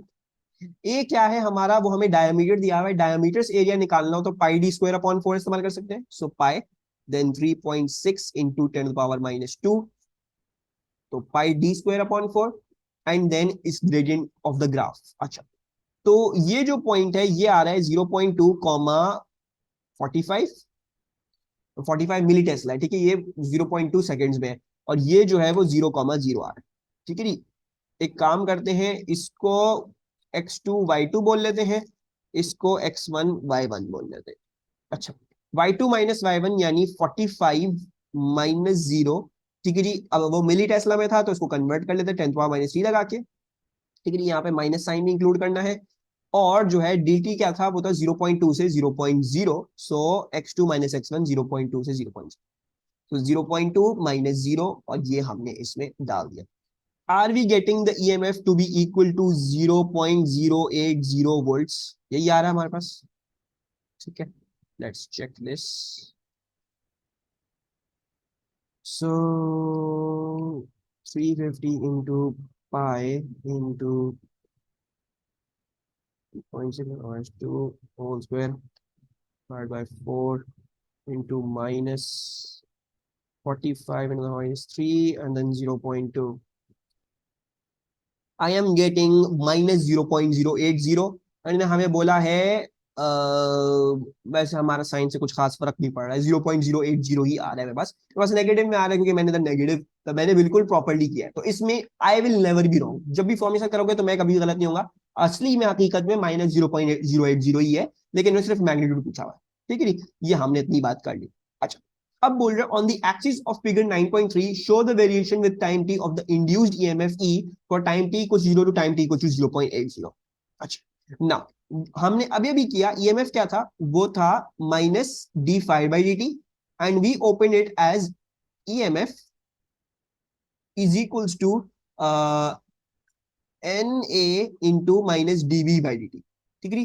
तो what do we see, we know and 110% agree के ईएमएफ जो है वो डायरेक्टली प्रोपोर्शनल है माइनस डीवी बाई डी के, क्यों, बिकॉज ये दोनों चीजें तो वैसे ही कांस्टेंट है, तो मैंने बस डायरेक्ट प्रोपोर्शनल का साइन लगाया, कांस्टेंट प्रोपोर्शनलिटी को हटा, so minus DV by D is EMF. अच्छा, अब 0 से 0.2 उन्होंने क्या बोला है, 0.8080 वोल्ट हो रहे हैं, वो तो उन्होंने कैलकुलेशन करके दिखा दिया, वो हमें खुद भी पता है, ठीक है। अच्छा, 0 से 0.2 0.080, this is a positive gradient.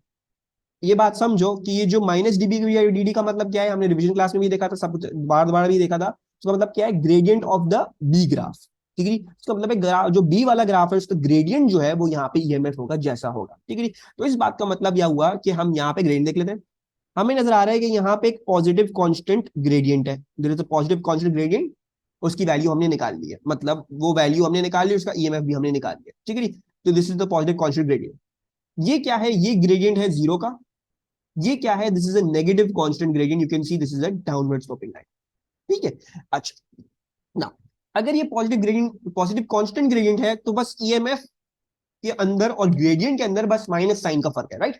EMF is directly proportional to minus D by D, यानी ग्रेडियंट ही है बट नेगेटिव, उल्टा। सो इसका मतलब क्या हुआ, इसका मतलब ये हुआ कि ये नेगेटिव कांस्टेंट ईएमएफ होगा,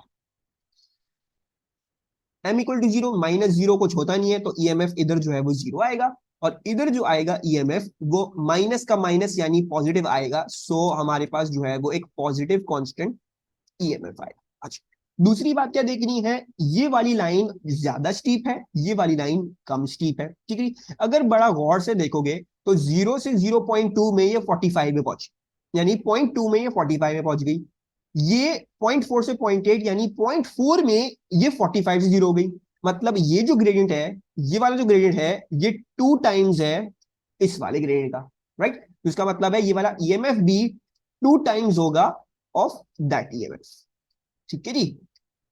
सो बेसिकली हम जो है वो इन चीजों का ख्याल रखेंगे। Let's start drawing. तो नेगेटिव कांस्टेंट 2e दिखाना है, नेगेटिव कांस्टेंट 2e की वैल्यू क्या थी, 0.080, तो हम जो है वो क्या दिखा देंगे, 0.080 पे एक नेगेटिव लाइन ये आ गई हमारी, जो हम 0.2 तक दिखा देंगे। उसके बाद क्या है, उसके बाद हमारा ग्रेडियंट आई बिलीव जीरो था, तो हमें 0.2 से 0.4 ग्रेडियंट जीरो दिखाना है, वो भी हम दिखा देते हैं, हमारा तो कुछ नहीं जा रहा, ठीक है। I am going to draw this with a fat line, वरना नजर नहीं आएगा। सो 0.2 से 0.4 तक जीरो, उसके बाद क्या है, हमारा ग्रेडियंट जो था नेगेटिव है, तो हमें पॉजिटिव ईएमएफ दिखाना है और पहले वाले का आधा दिखाना है। यानी अगर ये 0.080 था तो ये 0.040 होगा सिर्फ। तो इस बात का मतलब ये हुआ कि ये होगा सिर्फ इतना, ठीक है। और 0.4 से लेके 0.8 तक we will get this constant EMF, ठीक है। एंड आई बिलीव उसके आगे कुछ हमें ग्राफ दिया हुआ नहीं है, so wait is going to leave it as this. समझ में आया? Any problems, any confusions, anything you want to ask? हाँ चलेगा। Lol. अच्छा, ओके। अब हर magnet, why it won't be slant lines? because Kashish, gradient क्या है? ग्रेडियंट कांस्टेंट है, राइट? तुमने मैग्नेटिज्म, हमने इलेक्ट्रोमैग्नेटिक इंडक्शन वाली रिवीजन क्लास ली थी, ठीक है, हमने में पूरा डिस्कस किया था। तो क्योंकि ये कांस्टेंट ग्रेडियंट है, अगर ग्रेडियंट चेंज हो रहा होता, अगर ये होता कोई कर्व होता ऐसा जिसमें ग्रेडियंट पूरा वक्त चेंज हो रहा है, यानी टेंजेंट्स बना बना के नजर आ रहा है कि यार ये ग्रेडियंट चेंज हो रहा है एट ऑल टाइम्स, तो फिर क्या होता? यानी ये ग्रेडियंट क्या कर रहा है? ये ग्रेडियंट इंक्रीज कर रहा है, right? You can see the lines are getting more steeper. तो इसमें ईएमएफ इंक्रीज कर रहा होता, यानी ये तुम ईएमएफ यू बनाती, इंक्रीज करता। प्रॉब्लम क्या है? This can't be straight line because ये सारे कांस्टेंट ग्रेडियंट्स हैं। तो यानी ये कांस्टेंट ही ईएमएफ आएंगे, देयर वैल्यूज आर कांस्टेंट, ठीक। अच्छा जी, अब आ जाते हैं कॉलेज। और वैसे भी कोर्स में आपके जो जो एस में है वो ज्यादा था, लेकिन वो इस तरह से पढ़ाते ही नहीं है लोग। जो काइनेमेटिक्स है आपकी, उसमें ये इंक्रीजिंग ग्रेडियंट डिक्रीजिंग ग्रेडियंट देखना और उसको मैप आउट करना वो बहुत अच्छा है, उसमें देखना। लेकिन जो इलेक्ट्रोमैग्नेटिक वाला चैप्टर है उसमें ईएमएफ कभी आपका स्लांटिंग नहीं बनने वाला, ठीक है, this I can tell you, ठीक है। तो जो मैंने लॉजिक समझाई है, अगर कुछ आ जाए तो वैसे कर लेना, लेकिन जो क्वेश्चंस आज तक आए हैं उनमें हमेशा कांस्टेंट ग्रेडियंट्स ही थे, या तो जीरो या तो कांस्टेंट ग्रेडियंट्स नेगेटिव या पॉजिटिव में। तो हमेशा ईएमएफ की ऐसी सीधी सीधी लाइनें ही बनेगी, ठीक है जी। तो उसमें आपने घबराना नहीं है। अच्छा, a bar magnet is held a small distance above the surface of an aluminium disc by means of a rod as illustrated in figure 9.4। तो ये कोई रॉड है, ये कोई मैग्नेट है, इस मैग्नेट को रोटेट कर रहे हैं हम around a fixed, on a fixed aluminium disc. The aluminium disc is supported horizontally and held stationary, ठीक है। The magnet is rotated about a vertical axis at constant speed, ठीक है। Use laws of electromagnetic induction to explain why there is a torque acting on the aluminium disc. तो जब ये magnet को यूं घुमा रहे हैं इसके ऊपर, तो पता चलता है एल्यूमिनियम डिस्क पे कोई टॉर्क एक्ट कर रही है, ठीक है। अच्छा, सबसे पहले तो इस टॉर्क को याद करो, टॉर्क क्या था? टॉर्क जो थी वो थी मोमेंट से डिफरेंट। मोमेंट क्या था? मोमेंट था किसी भी फोर्स का, उसका distance from the pivot multiply कर दो, वो आ जाएगी, ठीक है। टॉर्क जो थी, torque that was force into distance, ठीक है, फोर्स इनटू परपेंडिकुलर डिस्टेंस, लेकिन ये डिफरेंट है। टॉर्क हमेशा होती थी बिटवीन टू कपल्स, एक फोर्स अगर ऐसी है तो दूसरी फोर्स ऐसी है, this is force one, this is force two. एक फोर्स अगर ऊपर है तो दूसरी फोर्स नीचे है, ये कपल कहलाती थी। दोज फोर्सेस आर कपल्स जिनकी लाइंस ऑफ एक्शन पैरेलल होती हैं, एक्ट एट अ डिस्टेंस, ठीक है जी, और ऑपोजिट इन डायरेक्शन होती है और सेम इन मैग्नीट्यूड होती है। यानी इनका मतलब ये है कि एल्यूमिनियम डिस्क पे फोर्सेस ऐसी बन रही हैं, ठीक है जी, कि जैसे फॉर एग्जांपल अगर इस साइड पे यूं ऊपर की तरफ बन रही है, तो इससे कहीं दूर, थोड़ा सा दूर कहीं पे फोर्स ऐसी बन रही है जिसकी नीचे बन रही है, राइट। तो उनके बीच में परपेंडिकुलर डिस्टेंस जब लेते हैं और कोई भी फोर्स का मैग्नीट्यूड लेते हैं, यानी इसका मैग्नीट्यूड लिया एफ और इसके परपेंडिकुलर डिस्टेंस में मल्टीप्लाई कर दिया, तो फिर टॉर्क आ रही है, ठीक है। तो दिस इज टेलिंग यू कि कोई ना कोई टॉर्क हमारे पास इधर बिल्डअप हो रही है, ठीक है। अच्छा, वो टॉर्क किस तरह से बिल्डअप हो रही होगी? जाहिर बात है, कपल्स बिल्डअप हो रही होंगी। कपल्स क्या है? फोर्सेज है। और फोर्सेज कहां से आ रही होंगी वो हमने सब देखा हुआ है कि हम इसको कैसे एक्सप्लेन करें, राइट। तो सबसे पहले कैसे बताएंगे कि सबसे पहले तो क्योंकि ये मैग्नेट घूम रहा है, तो उसकी वजह से मैग्नेटिक फ्लक्स लिंकेज में चेंज आ रहा है, so let's go with that. तो as the magnet rotates, the magnetic flux linkage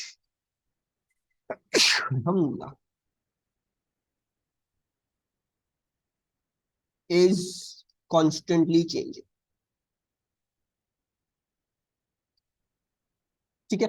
magnetic flux linkage जब चेंज कर रही है तो उसकी वजह से क्या होता है? उसकी वजह से ईएमएफ इंड्यूस होता है। As the magnet rotates the magnetic flux linkage is constantly changing and hence EMF is induced in the aluminium disk. अच्छा, अब एल्यूमिनियम डिस्क में जो हो रहा है, अब ऑब्वियसली डिस्क है, ठीक है, इसमें एक पाथ नहीं है जो करंट फ्लो करेगा, राइट? अगर तो ये तार होती, अगर ये एक सिंपल सी एक तार होती तो करंट का रास्ता ही एक था, या तो इधर जाता है या उधर जाता है, जैसे भी जाता। अच्छा, लेकिन ये क्योंकि एल्यूमिनियम डिस्क है तो इसमें करंट्स कैसे होंगे? इसमें करंट्स बहुत सारे छोटे छोटे बहुत सारे बन रहे होंगे एट वन टाइम, ठीक है, डिफरेंट डिफरेंट लोकलाइजेशन में करंट्स बन रहे होंगे, बिकॉज ये पूरी डिस्क है। उसको कहते हैं हम eddy currents. So let's go with eddy currents. अच्छा, now hence EMF is induced in the aluminum disc. Therefore eddy currents are induced in it that create opposing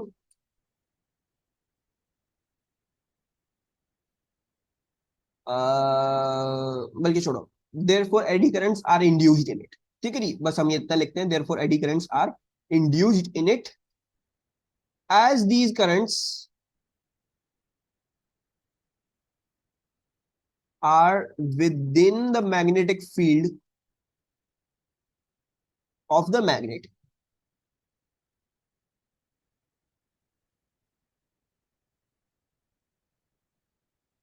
Many couple like forces, या फिर many couples लिख देते हैं बस, many couples develop on the aluminium disc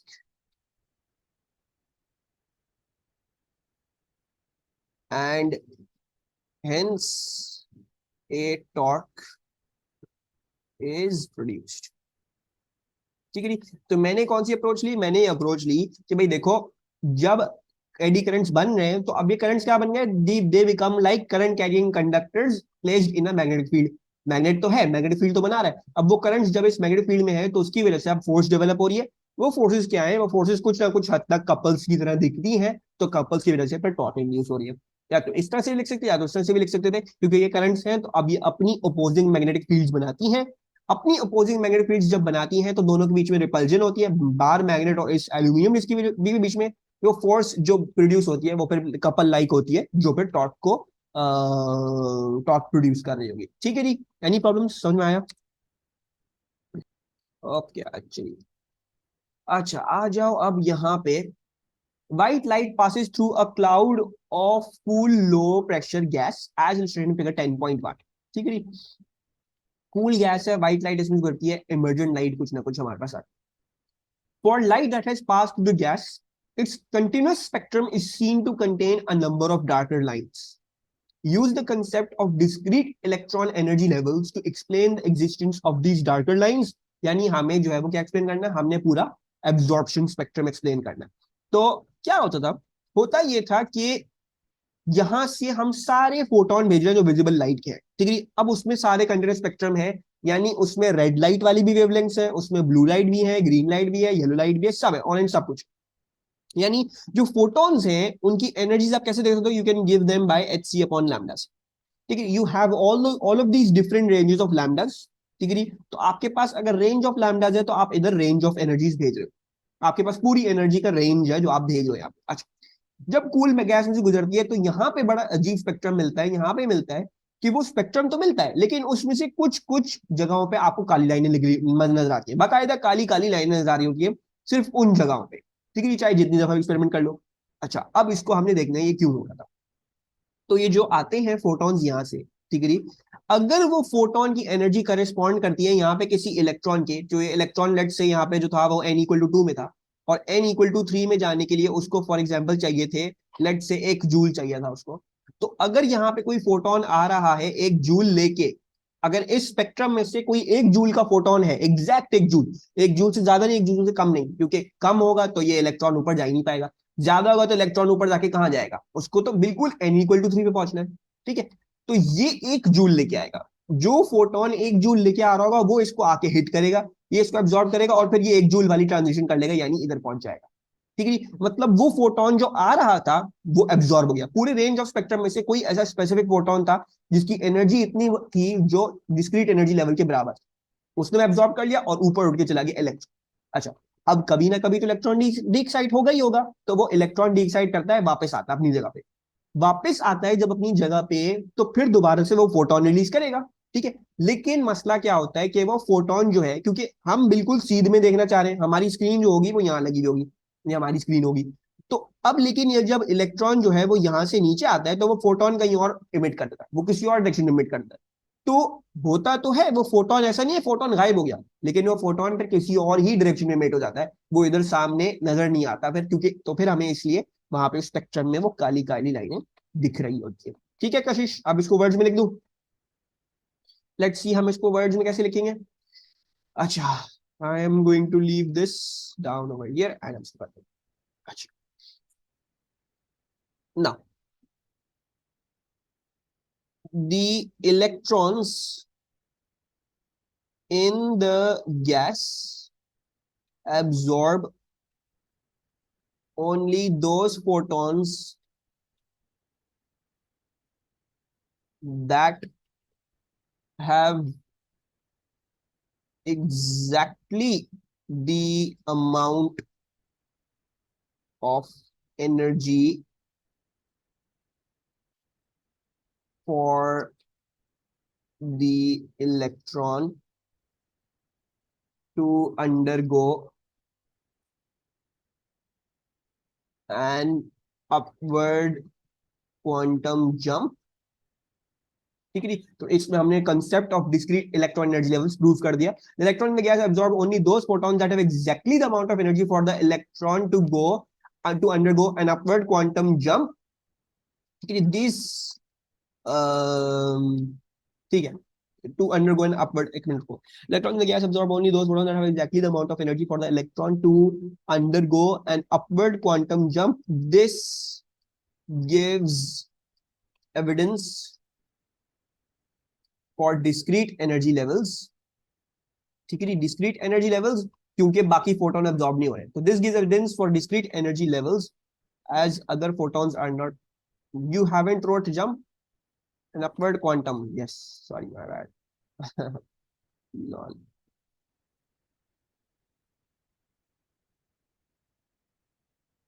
So yes, upward quantum jump। अच्छा, this gives evidence for discrete energy levels as other photons are not absorbed।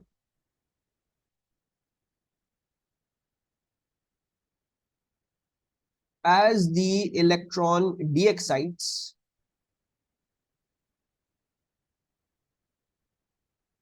it releases the photon in some other direction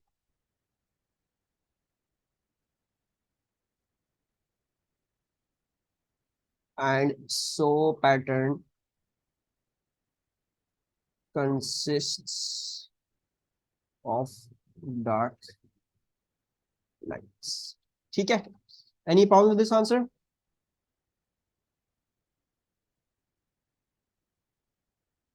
D excite means मतलब ये जो वापस से अपनी जगह में आया, मतलब नीचे आ गया। एक अपवर्ड क्वांटम जब यानी एक्साइटेशन, एक डी एक्साइटेशन है वापस अपनी जगह में आना, मतलब एनर्जी लूज करके अब वापस आ गया। ठीक है जी, अच्छा मूविंग आगे, this is in your course.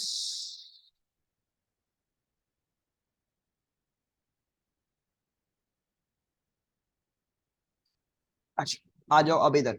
Now this is very weird, ठीक है, क्योंकि जो पेट स्कैनिंग है, ठीक है, पेट स्कैनिंग का जो प्रोसीजर है वो पहले कोर्स में नहीं था, ठीक है। लेकिन यू विदाउट और with that part being in your course या without that part being in your course, you were required to know the energy calculation. ठीक है, मतलब इस बात का क्या हुआ, मतलब इस बात का ये हुआ कि वो कैलकुलेशन वाला पार्ट ऐसा कोई रॉकेट साइंस नहीं है, वो वैसे ही बच्चों को आना चाहिए। तो E equals to delta M C square और फिर E equals to H C upon lambda, वो वही चीज है। तो बस इधर देखो, उन्होंने वो टेस्ट कर लिया और ये पेपर है summer 2043, it is before that was introduced. तो पेट स्कैनिंग का बस जो डिस्क्रिप्टिव पार्ट एंटर हुआ है कोर्स में, उससे पहले उसके अंदर जो कैलकुलेशन वाला पार्ट है वो कुछ नया नहीं, वो बच्चे कर सकते थे पहले। अच्छा, an electron at rest has mass me and charge minus q। A positron is a particle that at rest has mass me and charge plus q। a positron interacts with an electron, the electron and the positron may be considered to be at rest. The outcome of this interaction is that the electron and the positron become two gamma ray photons, each having the same energy. होता ही PET scan में, तो ये पहले से ही उन्होंने बता दिया है अनाइलेशन वाला कॉन्सेप्ट और सब कुछ पहले से ही रेडियो एक्टिविटी में. तो this is in something new PET scan जो इंट्रोड्यूस हुआ है कोर्स में, बस उसकी जो बकवास है वो इंट्रोड्यूस हुई है नहीं, तो उसके अंदर बातें लिखनी होती है. Calculate for one gamma ray photons the photon energy in joules. पांचवी, ये कैसे निकालेंगे? इसकी कैलकुलेशन यही थी कि भाई जो ये दोनों जो है जितनी एनर्जी रिलीज करते हैं उतनी वो दोनों फोटॉन्स लेंगे, राइट? अच्छा, now E equals to delta M C square, ठीक है. और जो एनर्जी ऑफ अ फोटोन होती है वो होती है, ये किसके बराबर होगी? ये बराबर होगी जो एनर्जी ऑफ अ फोटोन होगी जो कहलाता है हमारा H C upon lambda. Now let's start solving. अच्छा, हमारा डेल्टा एम कितना था? एक मास एम ई है, वो हम रेडा बुक में से देखेंगे. वो मास एम ई क्या है? 9.11 in the power 31 for the mass of an electron. So अच्छा, delta M, now we had to, हमारे पास एक इलेक्ट्रॉन था और एक पॉजिट्रॉन था, दोनों का मास उतना ही था. सो it is basically 2 times 9.11 into 10 power minus 31 यहाँ पे डेल्टा एम में. और सी स्क्वायर क्या है? वो है 3 इंटू 10 पावर 8 होल स्क्वायर, ठीक है. इतनी एनर्जी रिलीज हुई है, ठीक है. This is the amount of energy that released. अच्छा, लेकिन लेकिन लेकिन बात जो समझनी है हमने, अच्छा सिर्फ फोटोन एनर्जी कह रहे हैं, ठीक है. I don't need to calculate, मुझे लेबलिंग निकालने की जरूरत नहीं है, मुझे सिर्फ एनर्जी निकालनी है. तो एनर्जी इसी से आ जाएगी. लेकिन हमें क्या करना है? हमें सिर्फ एक के लिए निकालनी है, right? This is the energy that was total released. हमें सिर्फ एक ही निकालनी, दोनों में आधी आधी बढ़ती है. तो यानी यहाँ पे क्या होगा? यहाँ पे 2 से हमें डिवाइड भी करना पड़ेगा. So let's divide by 2 over here. ये और ये कैंसिल हो गया. Let's see what's the energy coming out to B.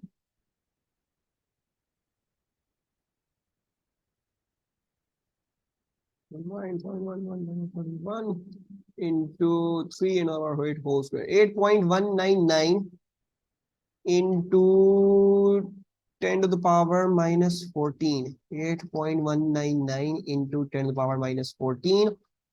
अच्छा, the bad thing is they haven't given us any of, कुछ भी इधर डेटा में नहीं लिखा हुआ था कि जिसको मैं राउंड ऑफ करूं. तो आई जस्ट यूज दिस, तो मैं इसको टू सिग्निफिकेंट लिख रहा हूं, ठीक है. And let's write this as two significant, sorry 3 significant लिख देना. 3 सिग्निफिकेंट क्या हो गया? 8.199 है, so this will become 8.20 into 10 power minus 14. This is the thing. It's momentum. अच्छा, अब हमने मोमेंटम निकालना है फोटोन का. So the momentum of a photon, उसका फॉर्मूला क्या था? उसका फॉर्मूला था h upon lambda, right? So it was h upon lambda. I can work out the lambda by using this energy. ये एनर्जी मिली है एक फोटोन को, तो लैम्डा निकाल लेते हैं और फिर इधर लैम्डा में वो प्लग इन कर देंगे. तो सबसे पहले तो ये करते हैं कि पहले E equals to H C upon lambda लगा लें. या फिर अगर क्लोजली देखोगे E equals to H C upon lambda, ठीक है. या फिर ऐसा लिखूं, अगर मैं h upon lambda into c लिख दूं, h upon lambda into c, what do we see? ये तो है ही मोमेंटम. ये चीज क्या है? ये मोमेंटम है ना, h upon lambda. So basically energy क्या है? Energy is basically p into C. Let's work out momentum. इससे एनर्जी हमने दी है 8.199 इंटू 10 पावर माइनस 14. इसको डिवाइड कर देते हैं by the speed of light, तो हमारे पास आ जाएगा हमारा momentum. What is the momentum working out to B?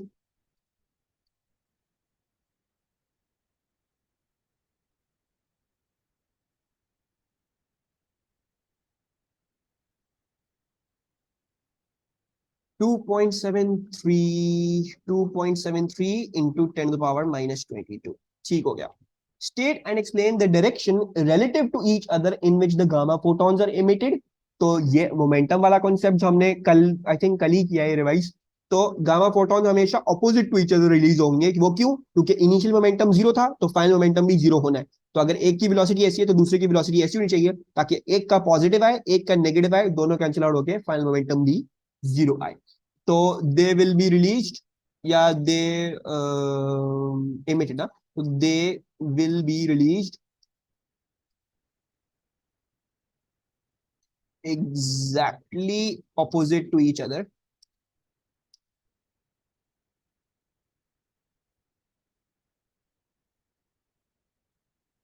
They will be released exactly opposite to each other. as the initial momentum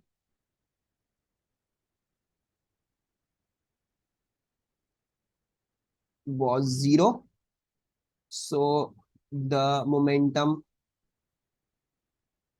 must be conserved,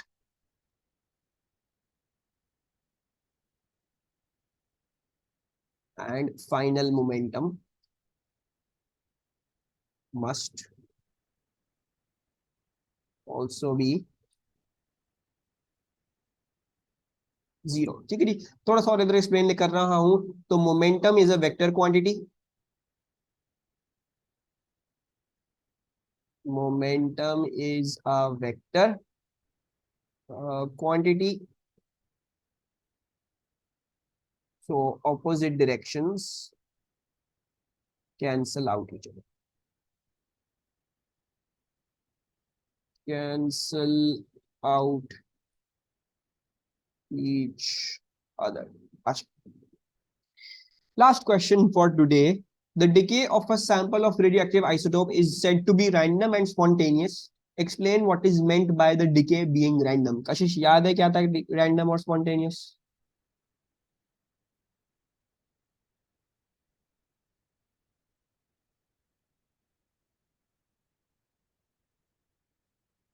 no sad.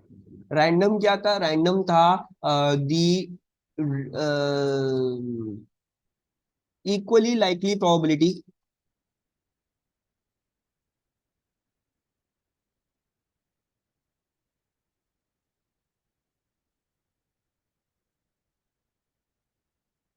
of any unstable nucleus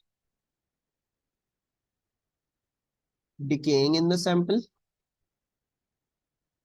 और spontaneous का क्या मतलब था? Spontaneous का मतलब ये था कि the rate of decay is not affected by external factors like temperature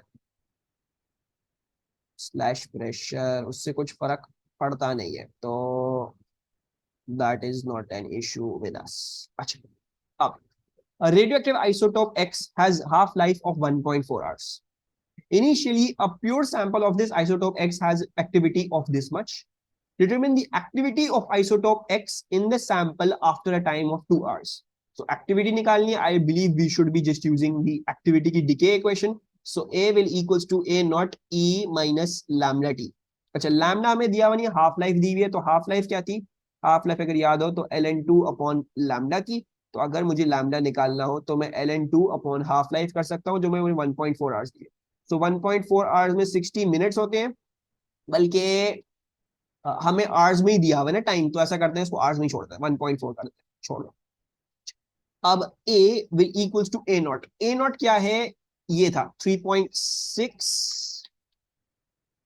into 10⁵, ये लिखा हुआ।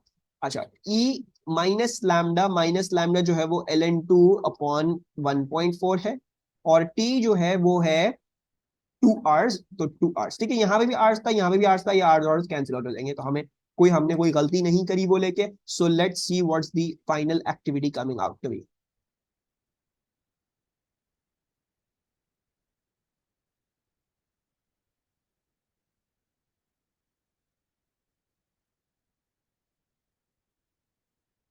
133739, 133739। अच्छा, two significant figures, so I believe 1.3, 1 2 3 4 5 into 10⁵, that should be good enough for our answer। The variation with time t of the actual activity A of the sample is shown in figure 12.1। Activity का graph दिया हुआ है with respect to time hours. ठीक है, actual का बोला हुआ है। एक्चुअल क्या भाई? पता नहीं भाई, एक्चुअल कुछ बोला हुआ है हमें। अच्छा, एक्चुअल ये बोला हुआ है मेरे ख्याल से 3.6 इंटू 10⁵ से शुरू किया है, और फिर इस तरह से दिखा रही है हुआ है कहाँ। ठीक है भाई, हो गई होगी।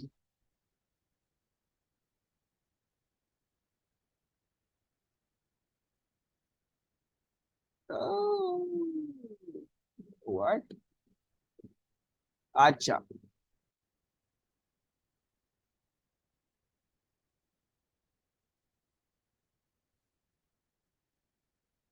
ओके, सही है। तो कोई मसले की बात है, उन्होंने बोला रेडियो एक्टिव आइसोटोप एक्स है, उन्होंने बोला इसकी हाफ लाइफ 1.4, उन्होंने बोला initially pure sample of this isotope x has an activity of this much. अगर प्योर सैंपल लेते हैं तो इसकी एक्टिविटी ये थी, और 2 घंटे बाद हमने खुद निकाली, अभी 1.3 आती है, ठीक है। अच्छा, लेकिन यहाँ पे पता चल रहा है कि ये जो है कोई एक्टिविटी लिया उस सैंपल की, उसी सैंपल की एक्चुअल एक्टिविटी, वो तो हमने थ्योरेटिकल निकाली, अगर उसकी अगर हम एक्चुअल लें तो मसला ये 3.6 से शुरू तो कर रहा है, लेकिन जो उन्होंने कहा था 2 घंटे बाद, 2 घंटे बाद क्या होना चाहिए था, इसकी वैल्यू हमने खुद निकाली 1.3 आनी चाहिए, इधर आ रही है 1.9। तो मतलब एक्टिविटी, ये जो इसकी जो सैंपल है ये कंटेमिनेटेड है, किसी चीज से गलत एक्टिविटी दे रहा है, जो हमने सजेस्ट करी वो नहीं आ रही, ठीक है। तो कोई ना कोई मसला है इसमें। The initial activity of the isotope X is in the sample is 3.6 and not 5, वही है। Use information from B to sketch on the axis of figure 12.1 the variation with time t of the activity of the pure sample of isotope X। तो बोल रहे अगर pure sample लेते तो इसका graph कैसा बनता, ये ग्राफ प्योर सैंपल के लिए कुछ और है, तो हम प्योर सैंपल बनाते हैं, हमें कोई मसला नहीं है। अच्छा, 3.6 इन 5, उन्होंने बोला था 2 घंटे 1.4 आवर्स की हमारे पास हाफ लाइफ है, तो यानी हर 1.4 आवर्स में पहली वाली वैल्यू हाफ हो जाती होगी, राइट। सो दैट मीन्स कि अगर 3.6 यहाँ थी, 3.6 का आधा क्या हो जाएगा, वो 1.8 हो जाएगा, यानी 1.4 आवर्स में ये वैल्यू हो जानी चाहिए 1.8, 1.4 आवर्स में ये वैल्यू जानी चाहिए 1.8, यानी यहाँ पे आ जानी चाहिए, ठीक है। फिर क्या होना चाहिए था, फिर ये होना चाहिए था, अच्छा 2 घंटे पर हमने खुद निकाली, 2 आवर्स में हमारे पास 1.3 आ रही है, ठीक है। अगर मोर अप्रोप्रिएटली देखेंगे तो 1.34 आ रही है, ठीक है। लेट्स सी अगर उसको थोड़ा सा देख सके सही तरह से, तो लेट्स सी 1.34 देख सकते हैं हम, नहीं आई डोंट बिलीव, हम सिर्फ 1.3 ही देख लेते हैं। तो 2 घंटे पे हमें 1.3 मिल रहा है, यानी यहाँ पे ये मिल रहा है, ठीक है। ये वाला पॉइंट तो वही है, सिमिलर है। अच्छा, अब 1.4 आवर्स तो ये पहली हाफ लाइफ थी, सेकंड हाफ लाइफ कहां पे आएगी, 2.8 पे आएगी, राइट। 2.8 में ये जो है 1.8 ये मजीद आधा हुआ होगा, तो 1.8 मजीद आधा यानी 0.9 हो गया, यानी 2.8 पे I should be getting a value of 0.9 over here. अच्छा, उसके बाद अगर 1.4 और आ जाए, 2.8 प्लस 1.4, तो यानी 4.2 आ रहा है, यानी 4.2 पे ये जो 0.9 है ये मजीद आधा हुआ होगा, 0.9 का मजीद आधा निकालते हैं, यानी 0.45, ठीक है जी। तो 0.45 कहाँ पे आ रहा है, 1 2 3 4, और 4 5 ये चल रहा, और 4.2 पे हमने दिखाना है, तो 4.2 पे ये आ गया, इधर आ गया, समथिंग लाइक दिस। और अच्छा 4.2 के आगे बस 1.4, दैट्स 5.6, तो तकरीबन तकरीबन इधर 0.45 का भी आधा हुआ होगा, दैट इज क्या आ रहा है, कशिश ने निकाल दिया है, 0.225। तो अब 0.225 दिखा देते हैं, तो 5.6 पे 1 2 और 225 तकरीबन ये आ रहा है, ठीक है। तो दिस इज दैट। अब जो है वो इसको बना लेते हैं, ठीक है। मुझसे स्मूथ कर्व लग रहा है, बहुत मुश्किल से बनेगा, बट समथिंग लाइक दिस, ठीक है, something like this, it should pass through all of the points. हाय Allah, I don't think I will be able to draw a better curve than the पहला वाला जो मैंने बनाया था।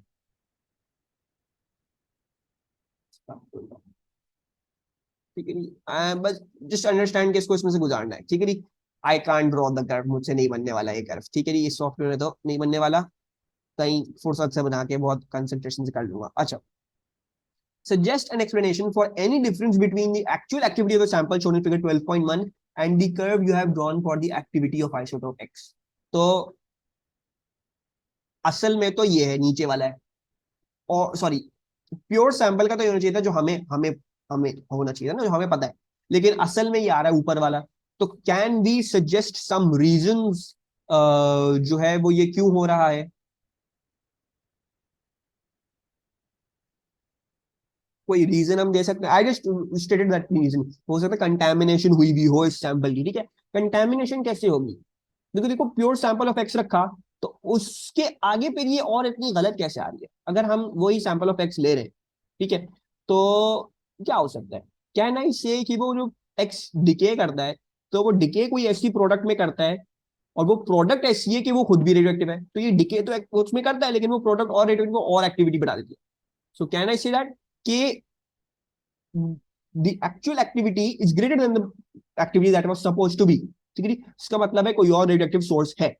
तो या तो ये बोल सकते हैं कि वो सैंपल कंटामिनेटेड है, किसी और कोई और चीज का कंटामिनेटेड है और उसकी एक्टिविटी बहुत ज्यादा है जो बहुत इफेक्ट कर रही है. तो वी कैन राइट दैट. या फिर देख सकते हैं कि एक्स की में भी शायद हो सकती है कोई डॉटर प्रोडक्ट्स भी हो जो और रेडियोएक्टिव हो, तो उसकी वजह से और मसले मसाइल आ रहे हैं. ठीक है, तो फर्स्ट ऑफ ऑल तो ये रियलाइज करना है कि the actual activity is greater. So that means there must be some other radioactive source. कोई और रेडियोएक्टिव सोर्स होगी. ठीक है. अब मैं उसके आगे लिख रहा हूं may be the sample is contaminated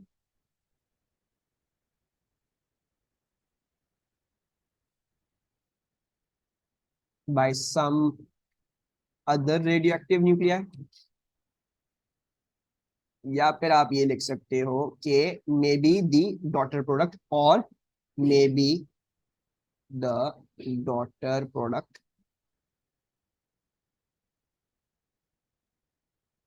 of X are also radioactive. ठीक है जी. अच्छा, maybe they also accept के बैकग्राउंड रेडिएशन होगी. लेकिन देखो बैकग्राउंड रेडिएशन से ना इतना बड़ा फर्क नहीं आना चाहिए. मतलब 1.3 इधर और उधर 1.8 आ रहा है. मतलब जिस वैल्यू पे हम सपोज कर रहे थे, कहां पे सपोज कर रहे थे, हम सपोज कर रहे थे 2 घंटे में ये 1.3 आना चाहिए था, वहां पे ये 1.9 आ रहा है. मतलब पूरा 0.6 इंटू 5 का फर्क है. दैट्स अ ह्यूज फर्क. इतनी बैकग्राउंड की वजह से होनी नहीं चाहिए. ठीक है, तो अगर है तो मतलब इसका मतलब है कहीं ये कहीं न्यूक्लियर बम फटा है और ये वहीं पे बैठ के एक्सपेरिमेंट कर रहा है अपनी, और इसको थोड़ी देर में कैंसर हो जाना है. तो ऐसा बहुत बड़ा चेंज है ये. ठीक है, so the more plausible explanation जो होगी वो ये होगी कि कोई ना कोई और कंटेमिनेशन हुई है इन दिस केस. ठीक है जी. एंड ये हो गया आपका पेपर खत्म.